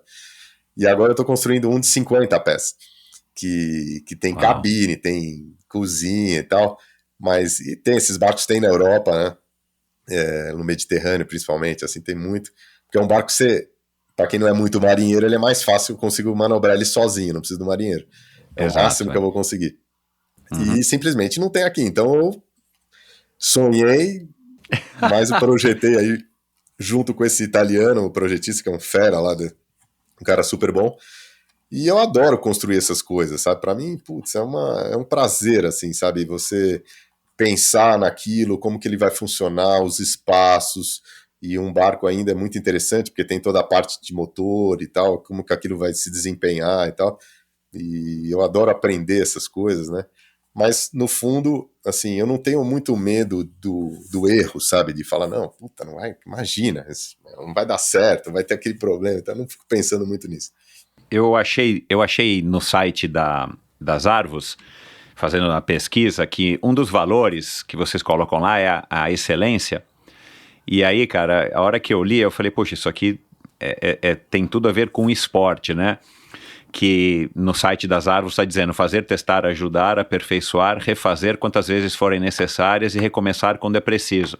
Você vê, né? Isso aqui, se a gente, em vez de fazer, de substituir a palavra fazer e testar e ajustar, você falar, né, que é treinar, né, e retreinar e aperfeiçoar e melhorar e não atingir o seu objetivo. Então, volta para a piscina, volta para a pista, volta para o mar, cara, vamos lá, vamos treinar mais, vamos melhorar isso.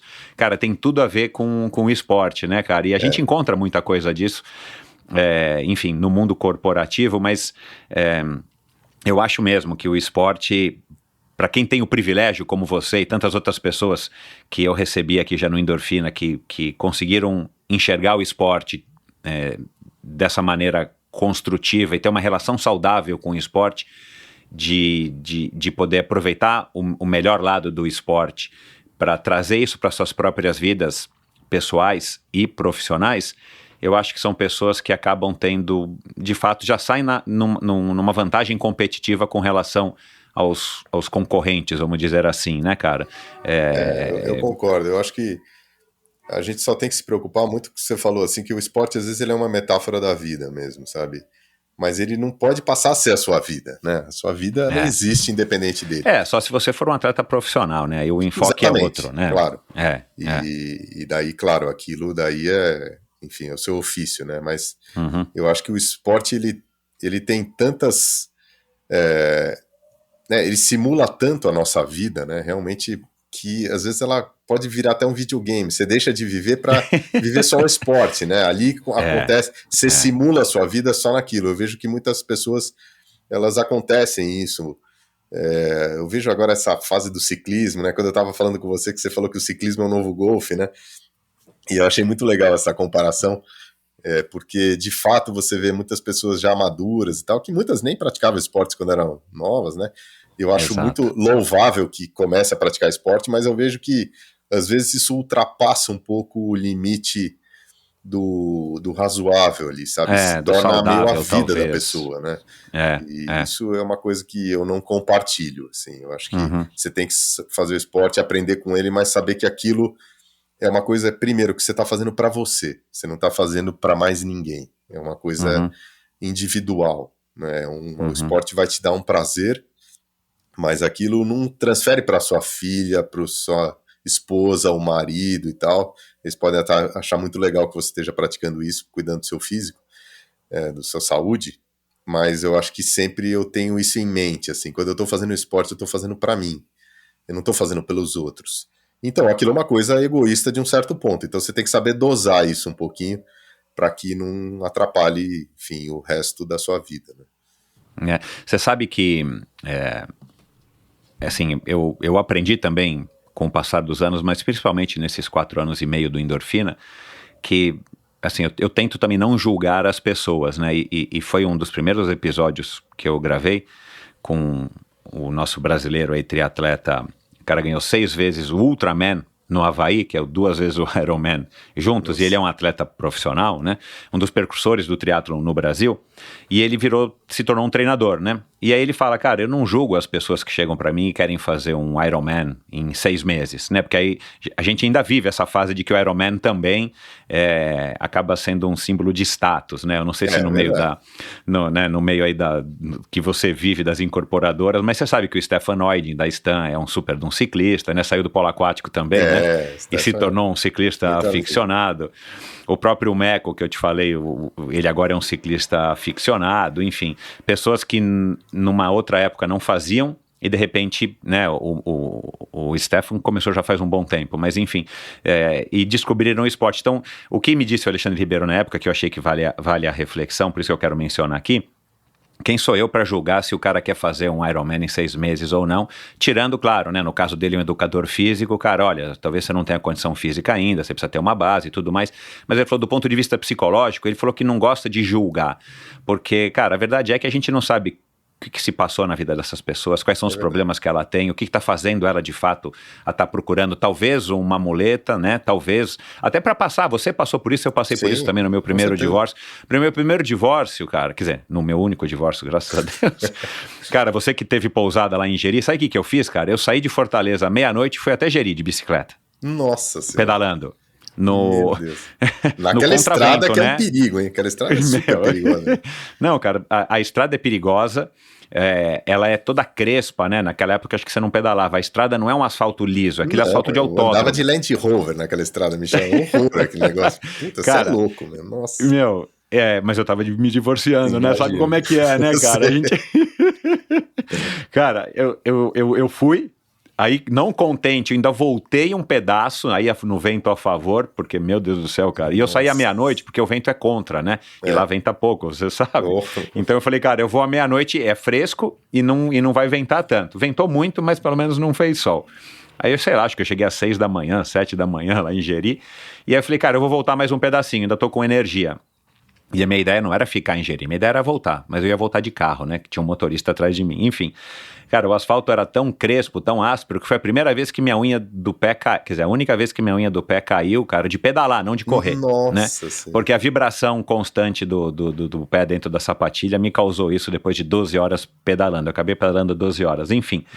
Mas, voltando a esse assunto, eu acho que a gente não pode julgar, mas a verdade é que a gente enxerga mesmo, e aí talvez seja um malefício do esporte, como o esporte é uma coisa, né, entre aspas, que promove a saúde, a pessoa acha fácil essa justificativa, né? Tipo, cara, eu tô fazendo uma coisa saudável. O cara vai explicar isso pra mulher, ou pro chefe, ou para o sócio, né? Ou pros filhos. Olha, eu não vou ficar com você, mas o papai tá fazendo esporte. Olha, meu parceiro, cuida aí da reunião, mas eu vou fazer esporte porque eu tenho um Ironman daqui a um mês, né? Então acaba sendo uma muleta muito prática.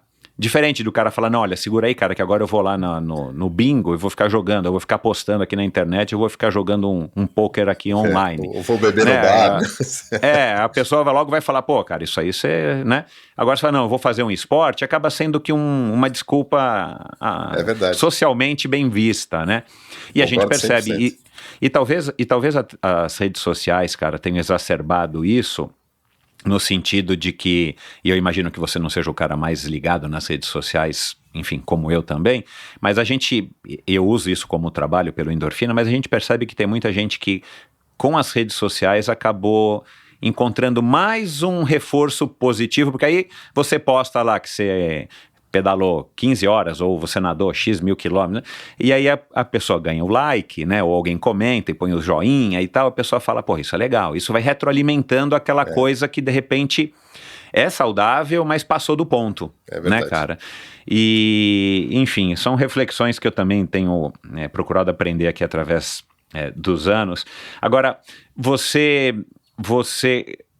usa também, como você disse no começo, o esporte para te, né, principalmente o fato de correr, e você corre na cidade, que é o que eu quero falar, ou nadar, que é mais reflexivo ainda, né, cara, que a gente fica ali na piscina para lá e para cá, para de repente trazer também soluções para os seus problemas, ou insights para o seu trabalho. Agora, o fato de você correr na cidade, nas ruas, que é quando eu te vejo correndo, de alguma maneira também deve te influenciar e te ajudar positivamente na tua compreensão da cidade, para você poder criar soluções e ter visões, insights legais para falar, pô, cara, você sente o cheiro, você sente as calçadas boas ou ruins, você vê as árvores, você vê as não árvores, né? Você sente a poluição, você vê as tampas de bueiro e tudo mais. Quer dizer, como é que você aproveita o fato de você curtir correr pelas ruas para te trazer, para te agregar na tua função, enfim, na tua empresa, na tua vida profissional? Eu acho que tem alguns momentos em que eu tenho essas reflexões sobre a cidade, assim, principalmente não da calçada, porque isso eu acho que até é desnecessário falar, elas são todas péssimas, claro, você tem que tomar cuidado para não tropeçar. Eu particularmente não sou uma pessoa que tenho muito trauma de segurança, assim, então eu não me preocupo também em ser assaltado correndo, esse tipo de coisa. Mas o que eu mais acho é que a cidade é muito hostil, assim, sabe? Ela propicia poucas possibilidades para alguém que não é sócio de um clube ou não pode, enfim, viajar no fim de semana e tal, e tá mais aprisionado aqui nessa selva de pedra. Eu acho que é uma cidade hostil. Eu acho que São Paulo é uma cidade que ela dá menos do que ela te tira. E eu acho que principalmente durante a pandemia, agora pós-pandemia, muitas pessoas perceberam um pouco isso, porque elas se desconectaram um pouco da cidade nesse momento em que você foi obrigado a fazer isso, né? Seja por obrigar a ficar em casa ou quem tinha condição, lógico, é uma minoria, de sair daqui, enfim, viver uma outra experiência fora. Eu acho que muitas pessoas perceberam como a cidade ela é hostil. E ela não precisa ser assim. Eu acho que assim como o esporte que você mencionou agora, a gente pode começar do zero, a gente pode jogar uma coisa fora e começar de novo, a gente pode mudar um projeto, seja na vida, seja no papel. Eu acho que a cidade de São Paulo, ela pode ser mudada também. Eu acho que ela não precisa ser assim o resto da vida, a gente não precisa aceitar que ela seja ruim, porque a gente precisa primeiro constatar que ela é ruim, né? E quando eu saio correndo pela cidade, eu vejo isso, assim, eu vejo que são raros os lugares que são aprazíveis, assim, que você realmente se sente bem, e eu tive muitas possibilidades de viajar e correr em outros lugares, e você vê, às vezes eu fico pensando assim, alguns anos atrás eu estava correndo lá em Princeton, por exemplo, perto de Nova York, uma coisa linda, sabe, um negócio que, puta, te dá prazer, sabe, você tá na natureza, você, ao mesmo tempo, você tem uma cidade absurda do seu lado, enorme, que é Nova York, e eu acho que São Paulo, ela vai precisar mudar, assim, eu acho que, espero que uma geração mais nova do que a nossa comece a mudar, e para mudar ela vai ter que ser semi-destruída também. A gente vai ter que destruir coisas aqui para deixar um pouquinho mais a natureza estar presente no nosso dia a dia, porque ela é importantíssima, assim, eu acho que ela é uma coisa que ela bota as pessoas para baixo, sabe, e eu acho que na pandemia isso ficou muito claro. Então, realmente, a minha principal constatação é essa, assim, eu não falo muito sobre calçada, esse tipo de coisa, que eu acho que é redundante, todo mundo sabe que é ruim. Exato, muitas vezes eu olho um quarteirão e falo, nossa, esse quarteirão podia não estar aqui, podia ter uma praça, sabe? Ou eu fico imaginando, não, poderia ter um percurso aqui no meio dos prédios, se a gente demolisse alguns prédios, de fazer um percurso verde por São Paulo inteiro, que passasse perto da Marginal, mas, enfim, que a gente tivesse um lugar no meio da cidade que você pudesse correr e pedalar e tal. E a gente tem que sonhar com essas coisas, por que não? A cidade é tão rica, né? E você tirar algumas coisas dela representam tão pouco. E muitas vezes a gente tem essa mentalidade do impossível, né? Que é uma coisa que eu não tenho na minha cabeça. Para mim, nada é impossível, assim. E nunca foi impossível eu praticar esporte ou fazer coisas, ou mesmo você pegar e ir à meia-noite até Jericoacoara de bicicleta. As coisas não são impossíveis. A gente precisa sonhar primeiro com elas e, obviamente, mentalizar soluções, que é uma coisa que eu gosto muito de fazer, e eu tenho que fazer isso rotineiramente com prédios, porque eu quero fazer prédios diferentes que não foram feitos antes, ou eu quero construir um barco, ou eu quero construir coisas que não foram feitas antes, e a gente tem que pensar, imaginar como a gente vai fazer. A gente tem recursos cada vez mais, né? Que é uma coisa que também me deixa apreensivo em São Paulo, né? A gente tem muito mais recursos hoje para despoluir o Rio Tietê, ou para abrir um parque dentro da cidade, seja recursos econômicos ou tecnológicos para fazer isso. A gente tem que usá-los, né? E não ficar na apatia de aceitar tudo. A gente não pode aceitar as coisas. Eu acho que a gente tem que estar constantemente querendo mexer nelas e melhorá-las, né? Seja que não seja para nós, pode ser que demore para despoluir o Rio, eu já vou estar velho, mas as minhas filhas vão usar e meus netos mais ainda. Então eu acho que a gente tem que ter essa mentalidade na vida como seres humanos, né? Para a gente coletivamente conseguir mexer nas coisas que estão ruins. E, obviamente, a cidade é uma delas, e, claro, toda essa desigualdade que a gente presencia, e quando eu estou correndo na rua, é uma das coisas que eu presto mais atenção. Eu olho para as pessoas, às vezes, no ponto de ônibus, eu olho para a pessoa indo para o trabalho, eu falo, nossa, que vida diferente que essas pessoas têm, né, da minha. E por que a gente não pode tentar aproximar isso um pouco mais?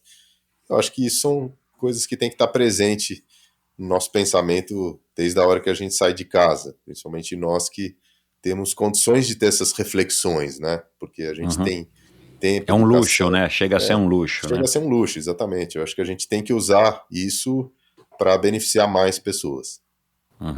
Tem pessoas que te inspiram nesse sentido, ou pessoas que servem para você também, suas referências, mentores, ou que você lembra, assim, que você pode citar aqui? Olha, eu assim, não os óbvios, sabe? Mas pessoas que eu conheço no dia a dia, por exemplo, uma atividade que eu comecei a fazer há muitos anos atrás, agora por causa da pandemia eu tive que parar, foi dar aula de natação para as crianças na CD. Faz quase 15 anos atrás, mais ou menos isso, eu comecei a dar aulas lá, na quarta-feira sim, quarta-feira não. E lá, por exemplo, você vê pessoas que são anônimas, uma delas é a Edna, por exemplo, agora ela está organizando a competição online dessas meninas no nado sincronizado lá, que é super legal.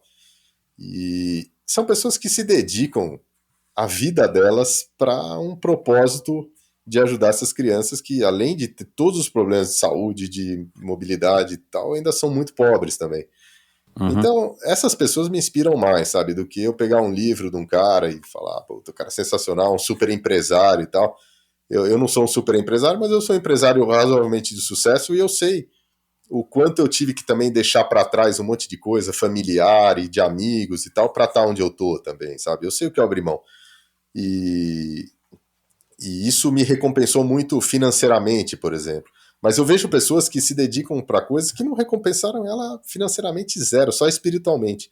Essas pessoas que realmente me inspiram, né? E eu acho que se a gente olhar mais no nosso dia a dia e a gente se interessar pelas pessoas, pelo porteiro do Clube Pinheiros ou pela faxineira, você vai ver que a vida delas é muito mais inspiradora, às vezes a superação que elas tiveram que fazer, do que a minha propriamente, ou a sua, ou de outros empresários que aparecem na revista e tal, porque eles de fato tiveram que superar milhões de vezes mais do que a gente, assim, né?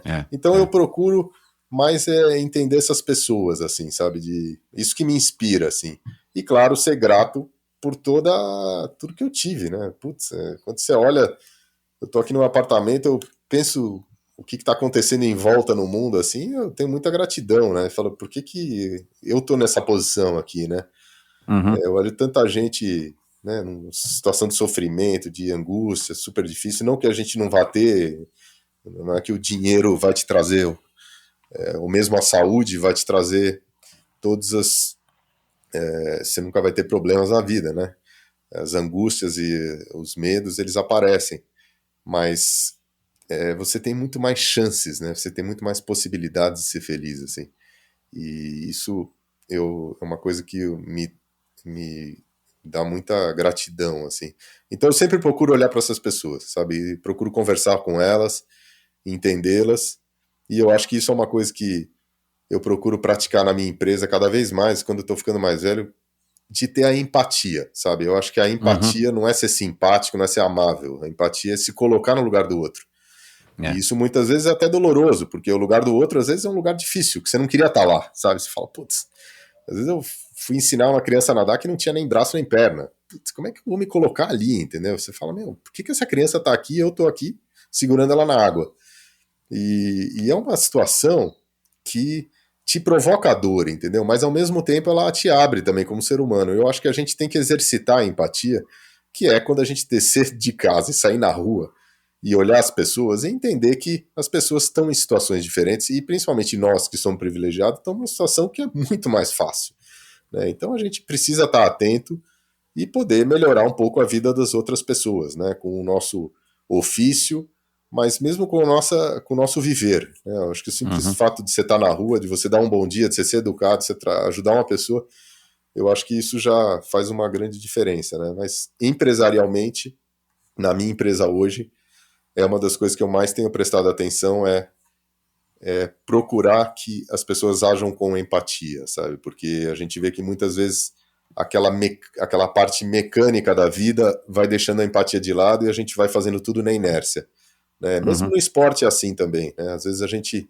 tá no esporte ali, naquela endorfina e tal, e esquece que às vezes a pessoa do lado não tem aquela condição, ou ela tá precisando de ajuda, né? E às vezes você pode parar e ajudá-la, ao invés de você falar que é o máximo, que aquilo, se você, já fiz 1000 vezes, 10 Ironmans, eu não sei o que, é falar sobre suas angústias, sobre como aquilo é difícil para você também, né?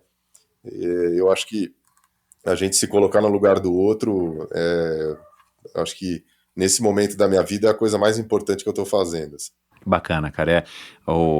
Se falou muito isso, né, cara, durante a pandemia, a história da empatia e tal, mas é uma virtude que já existe aí desde que a gente se conhece como sociedade, né, cara, e de fato não custa nada a gente estar lembrando disso e estar promovendo, e quem, enfim, né, e quem tenha o privilégio de ter essa clareza mental, de poder refletir sobre isso e poder fazer alguma coisa nesse sentido, está sim colaborando com a nossa sociedade, com o nosso entorno, acaba sendo também uma coisa que nos faz crescer e nos sentir bem, né, cara? Essa história da ACD, eu tive lá já faz algum tempo que eu ia fazer um negócio com eles, enfim. E, cara, assim, a gente vê mesmo que você sai de lá, cara, você sai transformado só de observar e de ver a dedicação das pessoas que estão lá. Não somente os parentes, as mães, os pais das crianças que estão lá se esforçando e se empenhando para melhorar um pouco a vida dos seus filhos, mas das pessoas que estão trabalhando lá e doando as suas vidas para isso. Por falar em filhos, você tem 3 meninas, né, cara, que não sei, eu sou suspeito para falar, eu tenho 2, eu acho que é uma experiência magnífica. Você tá conseguindo, né, que você tem 19, 15 e 9, né, se eu não me engano. Você conseguiu, cara, passar um pouco dessa coisa do esporte, de tudo isso que a gente acabou falando aqui na nossa conversa para elas, cara? Eu dei risada. Primeiro, eu achei que você ia perguntar se eu estava conseguindo administrar minhas 3 filhas. Eu só assim, se eu consigo administrar 2, eu já estou feliz, Michel. Mas cara, fala, não é uma viagem interessante, cara, também, essa questão? Que a gente tinha que abrir um outro papo aqui, né? Não, mas é uma aventura legal. É uma aventura numa outra dimensão, a dimensão mais importante que tem, né? Você, conseguir ver e tentar educá-las, né?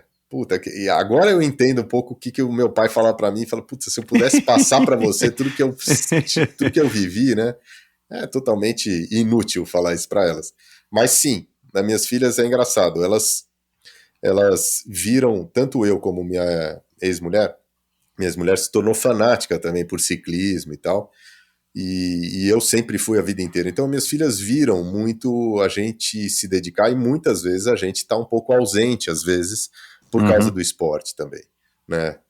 E eu faço a minha meia-culpa aqui também. Muitas vezes eu queria muito praticar esporte e às vezes deixava elas ir praticar, depois eu voltava cansado, aquela coisa.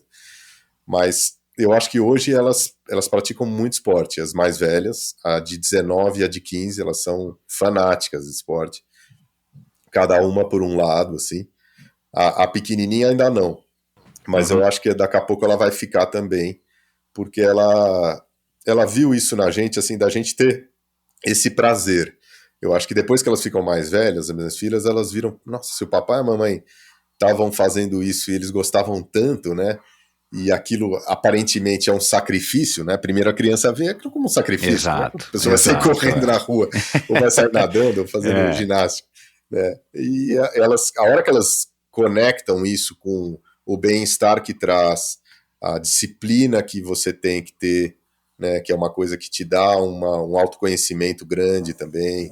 Né? Eu acho que as minhas 2 filhas mais velhas estão absolutamente integradas numa vida esportiva, assim, elas todo dia praticam esporte, cada um na sua. Então, eu acho que sim, eu acho que elas conseguiram, elas não foram para esportes competitivos, elas fazem esportes individuais, assim, mas que eu acho que o mais importante é que elas entenderam o benefício do esporte. E eu acho que uma coisa legal é que elas são muito mais equilibradas do que eu, por exemplo, de que me joguei naquilo procurando mais do que o bem-estar de saúde, procurando alguma coisa mental. Eu acho que as minhas filhas, elas, graças a Deus, estão fazendo aquilo da melhor maneira que eu enxergo, que é realmente esporte, saúde. Esporte não tanto para resolver, não ser uma muleta, né? Como você falou, a muleta é legal, às vezes você precisa dela na vida, mas você não pode acostumar a andar de muleta a vida inteira, né? Exato. Agora, e dentro da tua companhia, cara, você consegue também, de alguma maneira, levar essa mensagem, né, em algum tipo de situação, ou as pessoas sabem que você tem essa ligação forte com o esporte, elas vão descobrir agora ouvindo Endorfina?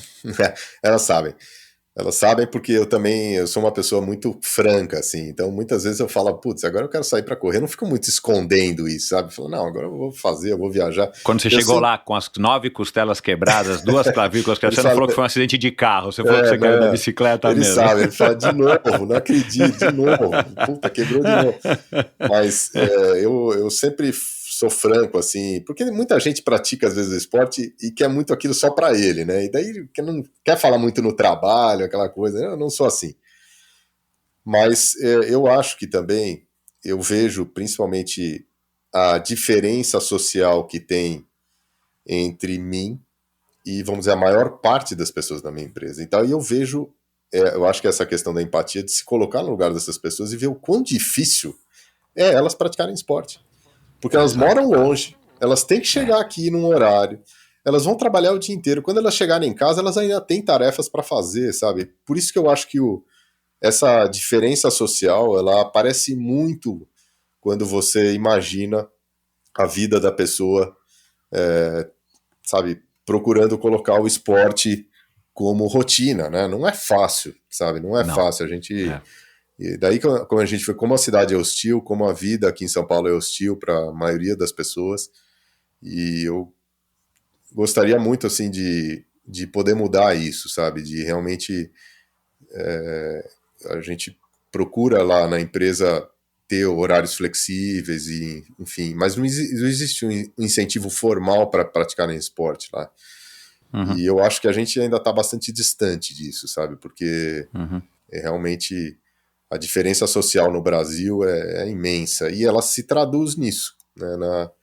Essas pessoas estão mais preocupadas muitas vezes em conseguir, sabe, descansar no fim de semana. As prioridades são outras. São outras, ela está exausta, as pessoas estão exaustas, né? E não estou falando nem do nível, vamos dizer, não é que é a faxineira da minha empresa, estou falando de pessoas que já têm até uma posição de mais alta, assim, economicamente, estão exaustas, né? Tem filhos e, olha, difícil, viu? Muito difícil, assim.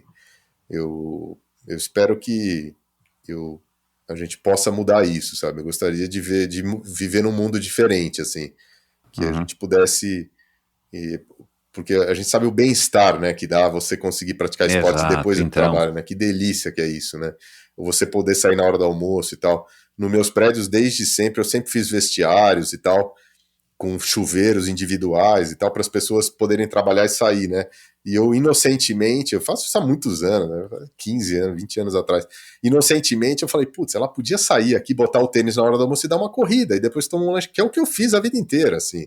Hoje eu tenho tempo, eu sou folgado, mas não era assim. Eu tinha 1 hora, eu saía correndo, corria e voltava para uma reunião e comia na reunião. Mas eu vejo que as pessoas, isso não funciona muito, sabe? Elas... ainda, como você falou, tem outras prioridades que ainda são muito importantes, né? Acho que esporte é uma coisa de educação mesmo. Acho que é como escovar o dente, né? A hora que você entende que se você escovar o dente todo dia, você não vai ter problemas dentários, faça um pouquinho de esporte meia hora todo dia, você vai conseguir encaixar na sua rotina, mas você precisa ter essa educação, né? E a cultura também, né? Assim, tudo acaba sendo, na verdade, contra, né, cara? A falta de conhecimento, a falta de acesso, uma cidade que não é hostil, trânsito, a gente passa por N características que acabam, de fato, puxando as pessoas para terem essa vida, que é a vida que a gente tem em cidades grandes, vamos falar aqui de Brasil, né? Mas, por isso que eu só te complementar uma coisa, de todos os esportes, assim, é o esporte que eu mais admiro e eu mais gosto de ver é o atletismo, e a corrida de rua, principalmente, porque é um esporte mais democrático que existe, né? Exato. É muito democrático. Isso realmente, claro que você não precisa sair correndo 1 hora, 2 horas por dia, entendeu? Mas acho que você conseguir meia hora antes de se acordar meia hora antes e correr meia hora, puta, já é sensacional. Não, ou dependendo do nível de aptidão física da pessoa, cara, mesmo que fosse uma caminhada, né? O cara caminha, em vez de o cara pegar o busão cheio para ir embora para casa às 6 horas da tarde, que é o pior horário, o cara caminha 45 minutos por uma cidade que não é tão hostil, né? Enfim, mas pelo menos o cara faz alguma coisa, né, cara? Mas tomara que a gente veja assim, e com a ajuda também das suas iniciativas aí na Ideias Árvores, a gente consiga transformar a cidade, que a gente não vai ver, né, cara? Aliás, esse teu trabalho também é bem altruísta, né, cara? Porque você é um exército de um homem só, um homem e o seu sócio aí, e mais algumas pessoas que estão trabalhando com vocês, mas nesse propósito de estar colaborando. Mas se todo mundo tivesse a iniciativa, né, Tavico, eu acho que as coisas vão acontecer um pouco mais rápido do que elas poderiam acontecer, né? Não tão rápido quanto a gente gostaria, mas pelo menos a gente está plantando uma semente para as nossas filhas e para os nossos netos, né? É verdade. Ô, Tavico, e para terminar, cara, como é que você está lidando aí com a idade, cara? 54, um cara que sempre fez esporte. Você foi se adaptando bem? Ou você também tem esse problema que eu tenho da cabeça tá sempre com 25 anos, mas o corpo não? Eu realmente eu tenho esse problema também de ter essa memória esportiva que você acha que você faz qualquer coisa. Ao mesmo tempo, eu nunca tive e continuo não tendo problemas de lesões, assim. Eu nunca tive uma lesão, nunca tive essa dor muscular, assim, mas nunca tive isso. Então, esse limitante eu não tenho. O que eu vejo com a idade que é engraçado, né? Eu não sei, eu acho que automaticamente você vai dando uma desacelerada, assim, sabe? Eu acho que eu tô sentindo que eu tô passando por isso, assim. A intensidade que eu fazia as coisas, claro que não é a mesma, mas ao mesmo tempo eu tô me acostumando também com essa nova intensidade e procurando ter outros prazeres, assim, no esporte, sabe? Não mais aquela coisa do tempo, isso já foi muito presente para mim, e principalmente quando você corre, isso é uma coisa, ou quando você nada, né? Isso é um negócio que ele é muito fácil de ser medido, né? E é uma coisa que me preocupava sempre muito. Hoje eu falo, nossa, que imbecilidade, né? Quando eu saía para correr, eu falava, não, eu vou correr hoje 10 km, eu tenho que estar num pace de 4,20. E hoje eu corro e falo, nossa, como é que eu fazia aquilo, né? Eu saí que nem um louco, assim. E eu acho que eu fui me adaptando, assim, mas eu quero continuar praticando esporte até mais velho, até quando eu puder, porque é uma coisa que realmente eu acho que hoje eu tô começando a entender o significado mais importante do esporte, que é ele me trazer mentalmente, assim, fisicamente, ele me trazer benefícios, mas mentalmente ele me trazer só as coisas boas e não aquelas distrações desnecessárias ou o excesso de tempo praticando esporte também, que hoje eu poderia ter, por exemplo, entendeu? Eu poderia, na posição que eu tô hoje, falar, não, hoje eu vou me dedicar e pedalar e correr 4 horas por dia, fisioterapia. Isso é uma coisa que que eu quero isso hoje na minha vida, entendeu? Eu quero ter tempo para pensar nas minhas filhas, para pensar no meu trabalho e praticar esporte também, mas com mais equilíbrio, assim. Legal. Cara, muito obrigado, foi um papo excepcional, cara, obrigado aí por ter conseguido aí um espaço na tua agenda que não é tão concorrida, mas eu sei que ela é importantíssima, né? Claro. Porque você é um cara super seletivo aí na escolha aí enfim, na hora de organizar a sua agenda. Cara, foi um prazer, cara, muito obrigado, tá? Legal, Michel, adorei conversar com você, como sempre, eu nunca conversei tanto tempo com você assim, mas eu lembro desde moleque quando você começou no triatlo e tal. E quando eu comecei a ouvir falar de você, eu fiquei muito orgulhoso, assim, porque a gente era do mesmo clube, você é mais novo que eu, alguns anos, né? Mas eu fiquei muito orgulhoso da sua trajetória e você realmente se destacou muito, assim, no que você se propôs a fazer. E eu acho muito legal esse espaço que você criou, que eu acho que é uma autoanálise, né, para todos nós, assim. E eu acho que a gente deve levar isso para outras pessoas. Eu acho muito legal isso que você está fazendo, assim, de provocar essa reflexão nas pessoas, como você provocou em mim agora nessa conversa, e que isso, enfim, ajude mais pessoas aí a encontrarem um caminho aí da felicidade. Meu. Muito obrigado pelo convite, adorei. Legal, cara, um abração, valeu. Um abração, tchau, tchau. Bom, pessoal, muito obrigado pela sua audiência. Espero que vocês tenham curtido essa conversa. Algumas mensagens aí mais pro final, acho que até casaram aí com a época do ano, né, cara? Que fique aí uma mensagem aí de reflexão para um ano que começa, né? Uma época, a gente está aqui numa época exatamente onde a gente para um pouquinho mais para refletir e tudo mais, enfim, que o ano novo vem aí com um pouco aí dessa mensagem, desse espírito aí do restinho aqui da conversa, do finalzinho da conversa com o Tavico, de esperança para uma vida melhor, para uma cidade melhor, e também, por que não, essa reflexão aí a respeito de como a gente aborda a nossa vida esportiva, como é que a gente aborda o esporte. Sim, é necessário, sim, é transformador, é necessário, é preciso, mas talvez a gente poder encarar o esporte com a devida importância que ele deve ter em cada uma das nossas vidas. Não estou julgando aqui ninguém, mas acho que fica aí uma mensagem legal de um cara excepcional, um cara aí de sucesso e que, como ele mesmo falou, um cara que é viciado.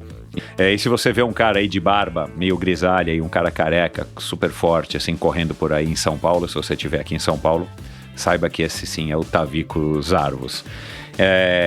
Falamos aqui de Márcio Santoro, que é um cara aí bacana também, que passou uma reflexão bem legal. Se você quiser ouvir, vai lá, uma conversa interessantíssima. E outras pessoas aí de sucesso, pessoas que são líderes e CEOs de grandes empresas, como o Marcelo Zimet, agora aí mais recentemente, ou claro, o Abílio Diniz, como eu sempre cito, Paulo Kakinoff, João Amoedo, e você dá uma procurada aí, Davi Greenberg, você dá uma procurada no feed aí do Endorfina, lá no meu site, endorfinabr.com, você vai encontrar esse e todos os episódios. E lembrando que lá no meu site você também vai encontrar alguns links para assuntos, para as redes sociais de cada um dos convidados, de cada uma das conversas, né? Eu procuro colocar aí alguns links que eu acho interessantes, links que eu utilizei na pesquisa para vídeos, matérias e podcasts às vezes. No caso aqui do Tavi, com uma entrevista que ele gravou no YouTube bem legal, falando aí sobre a Ideias Árvores, a arquitetura, o futuro aí do urbanismo em São Paulo. Ele é um cara aí super entendido.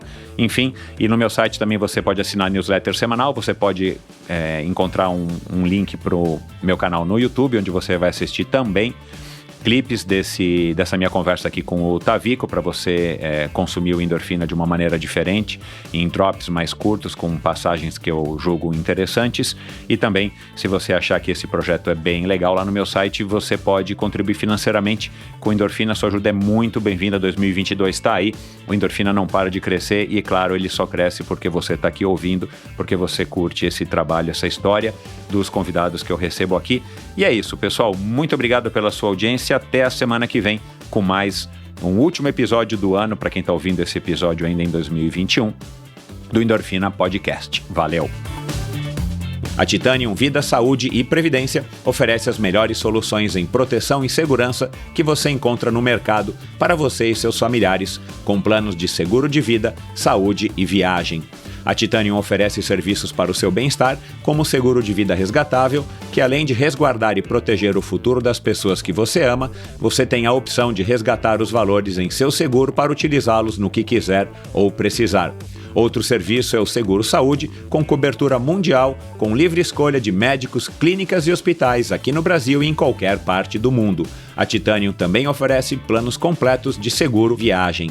Siga @titanium.consultoria. Não conte com a sorte, conte com a Titanium. E você aí, já rodou de Mavic? Produção 100% europeia. O processo de fabricação na Europa permite à Mavic ter total controle e assim garantir a qualidade impecável dos produtos.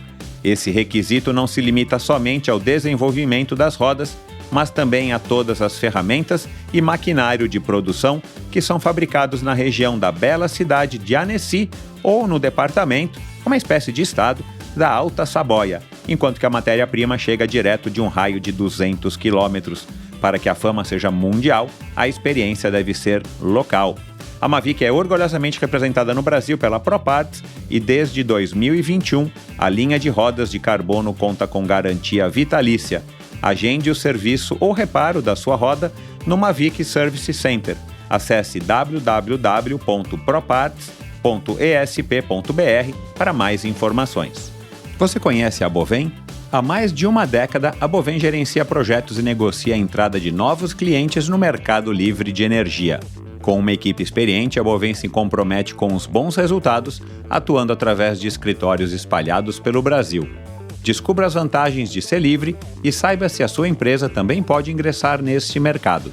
Seja livre, fale com a Bovem. Bovem, energia que inspira. Visite bovem.com.br e siga a Bovem no Instagram, no @Bovem_energia. Obrigado por ouvir esse episódio do Endorfina. Acesse o endorfinabr.com, vá no post do episódio de hoje para conhecer um pouco mais sobre o meu convidado e alguns assuntos abordados em nossa conversa. Lá você ainda encontra todos os episódios do Endorfina. Siga o Endorfina BR no Instagram e confira imagens inéditas e inusitadas dos meus convidados. Participe enviando comentários e sugestões. Se você curtiu, colabore assinando o Endorfina no seu agregador de podcasts preferido e compartilhando com os seus amigos.